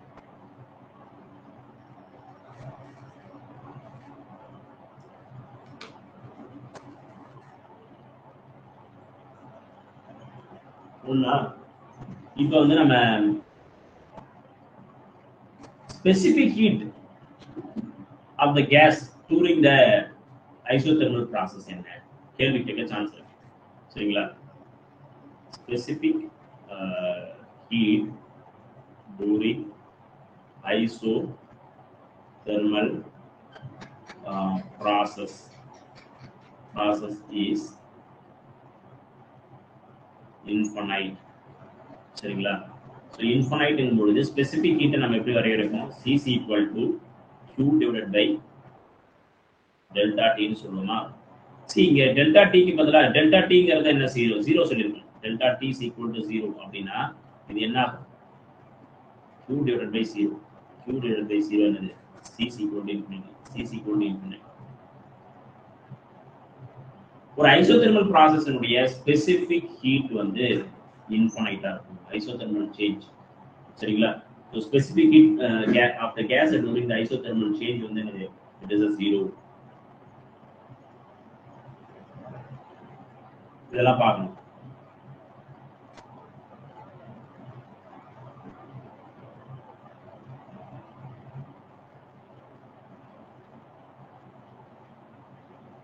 First law of thermodynamics என்ன ஆகுது? First law of thermodynamics படி applying first law of thermodynamics ங்கிறது வந்து என்னது? del Q is equal to del U plus del W. நம்ம என்ன சொல்லிருக்கோம்? del U equal to 0. 0 வா? 0. U internal energy constant ங்கிறதுனால del U வந்து 0. del U 0 னா internal energy constant னு அர்த்தம். அது வந்து 0 கிடையாது. internal energy 0 னு எடுத்து மாத்தி எழுதிராதீங்க. கேர்ஃபுல்லா இருக்கணும். அப்ப இதுல என்ன ஆகுதுன்னா மொத்த ஹீட்டும் என்னவாகுதுன்னா வேலையா கன்வெர்ட் பண்ணப்படும். In isothermal process, whole heat is converted into work. Thermodynamical process, isothermal process. Whole heat is used to work done. Work done பண்றதுக்காக மொத்தமா மாறிடுச்சு. ஸோ அப்போ அந்த ஒர்க் டனை நம்ம எப்படி சார் வரையறுக்கிறது? சரிங்களா? அந்த ஒர்க் டன் எப்படி நடந்துச்சு அதுல 2 கிளாசிபிகேஷன்ஸ் பார்க்கலாம். இப்போ அந்த ஒர்க் டன் என்ன சார் அப்படின்னா work done is equal to integral of PdV. வால்யூம்ல சேஞ்சஸ் இருக்கு, ப்ரெஷர் கான்ஸ்டன்டா இருக்கு, ப்ரெஷர் வந்து இதுவா இருக்கு. ஸோ இப்போ இதை வச்சுக்கிட்டு நம்ம எழுதும்போது இந்த ஒரு அசம்ஷன் இது குவாசி ஸ்டாட்டிக் ப்ராசஸ்ல இந்த மாதிரி இருக்கு அப்படின்னு நினைச்சுக்கிட்டு நம்ம இதை எழுதணும்னா இதுதான் ரிசல்ட். சரிங்களா? ஸோ இப்போ வந்து நம்ம என்ன சொல்லலாம்னா இது actually PV is equal to mu nRT ன்னு எழுதலாம். PV is equal to mu nRT. சரிங்களா? இல்லைன்னா mu RT nRT அது வந்து ஒவ்வொரு நேரத்துக்கு ஒவ்வொரு மாதிரி சொல்றாங்க. mu RT இந்த மியூங்கிறது வந்து மோலார் ஸ்பெசிபிக் கான்ஸ்டன்ட். சரிங்களா? ஸோ அப்போ அந்த வேல்யூஸ். ஸோ இப்போ இதை எடுத்துட்டு நம்ம பண்ணும்போது ப்ரெஷருக்கு பதிலாக நான் mu RT டிவைடட் பை Vன்னு எடுத்துக்கலாம். So W is equal to integral of mu RT divided by V into dV ன்னு இருக்கு. So W ல நம்ம வந்து mu RT ங்கிறது வந்து constant, integral of dV divided by V. So volume initial வால்யூம்ல இருந்து ஃபைனல் வால்யூமுக்கு போகும்போது இனிஷியல் வால்யூம் முதல்ல எவ்வளவு இருக்கு, அதுக்கப்புறம் ஃபைனல் வால்யூமுக்கு எவ்வளவு இருக்கு அப்படின்னு போகும்போது இந்த ஃபார்முலா எப்படி மாறுது அப்படின்னு பாத்தீங்கன்னா இதை இன்டகிரேட் பண்ணோம்னா என்ன ஆகும்? W is equal to mu RT அப்படியே தான் இருக்கும். இதை இன்டகிரேட் பண்ணோம்னா logarithmic function of VF divided by VI மாறும். இது இன்டகிரேட் பண்ணா கரெக்ட்டா? சோ இந்த பார்ட் இன்டகிரேட் பண்ணா என்ன ஆகுது? இந்த மாதிரி மாறும். logarithmic function of VF divided by VI மாறும். சரிங்களா? சோ இப்போ இத வச்சுக்கிட்டு நம்ம என்ன பண்றோம்னா we are going to apply the things, என்னென்ன மாதிரி விஷயங்களை அப்ளை பண்ண போறோம் அப்படிங்கிறத பார்க்கலாம். இப்போ எக்ஸ்பான்ஷன்ல என்ன அர்த்தம்னா ஃபைனல் வால்யூம். இதுல ரெண்டு விதமா எடுக்கலாம். எக்ஸ்பான்ஷன் என்ன? எக்ஸ்பான்ஷன்ல final volume greater than initial volume. கம்ப்ரஷன்ல என்ன அர்த்தம்? கம்ப்ரஷன், ஐசோதெர்மல் கம்ப்ரஷன்ல என்ன இருக்குன்னா ஃபைனல் வால்யூம் வந்து லெஸ்ஸர் தென் இனிஷியல் வால்யூம். கரெக்டா? ஏன்னா இனிஷியல் வால்யூம் வந்து குறைஞ்சிருந்துச்சுன்னா தான் அது வந்து கம்ப்ரஷன் ஆயிருக்குன்னு அர்த்தம். ஸோ இந்த கேஸ் நமக்கு தெரியும். இப்போ இதுல இந்த இது வாய்ப்புப்படி VF டிவைடட் பை VI இது வந்து கான்ஸ்டன்ட் இல்லையா? ஸோ இப்போ இந்த வேல்யூ வந்து கிரேட்டர் தென் 1 இருக்கும்.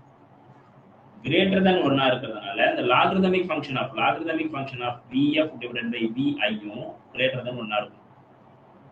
இப்போ இது என்ன பண்ணுதுன்னா work done by the gas. அப்போ இந்த இந்த இடத்துல என்ன நடந்திருக்கு அப்படிங்கறத மீன் பண்ணுதுன்னா work done by the gas. Work done by the gas நடந்திருக்கு. இங்க அதே மாதிரி VF டிவைடட் பை VI, இங்க தான் இந்த ஒர்க் டன் ஆன் த கேஸ்னு எழுதிடுவோம். Work done on the gas. Work done on the gas எப்படி நடந்துச்சு?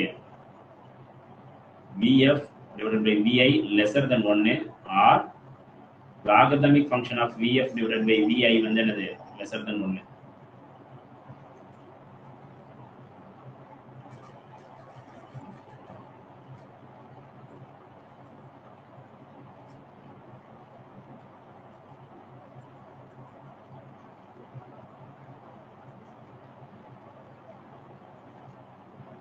So இதெல்லாமே ஐசோதெர்மல் ப்ராசஸ்ங்க.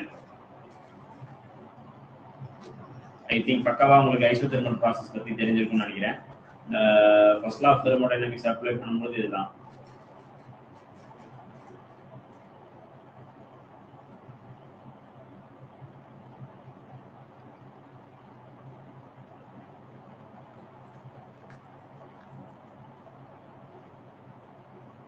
So the isothermal processல ஏதாவது டவுட் இருந்தா கேள்வி கேளுங்க. I will explain. இல்லனா we will move to the next part.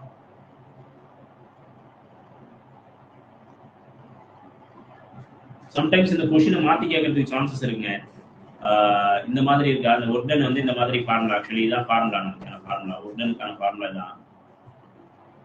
Sometimes என்ன பண்ணுவோம்னா இது பேஸ் 10 இது சரிங்களா? இப்போ சம்டைம்ஸ் வந்து பேஸ்ல வந்து E கொடுத்து கேள்வி கேட்கறதுக்கு சான்சஸ் இருக்கு.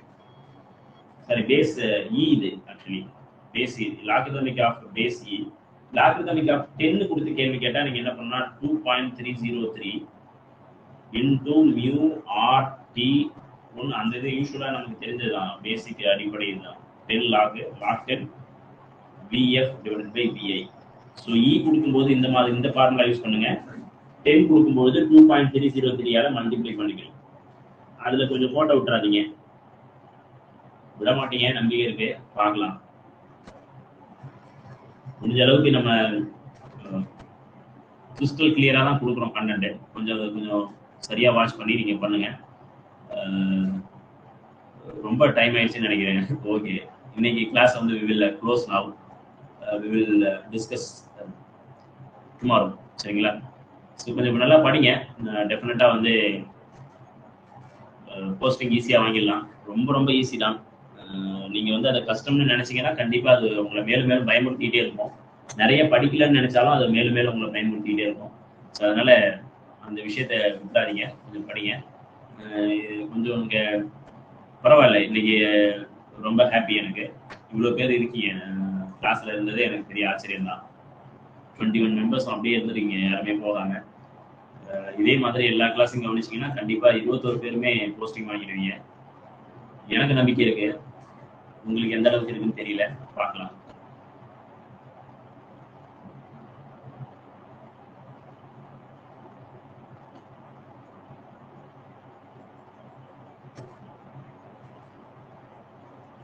ஆமா, நம்ம கீழே எல்லாம் இருக்கக்கூடாதுங்க, கீழே இருக்கவே கூடாது. நம்மளுடைய மோட்டிவேஷன்ஸ் எங்க இருக்கணும்னா டாப்ல தான் இருக்கணும். நம்ம போனா ஃபர்ஸ்ட் ரேங்க், மேல தூக்கிட்டு போயிட்டே இருக்கணும்.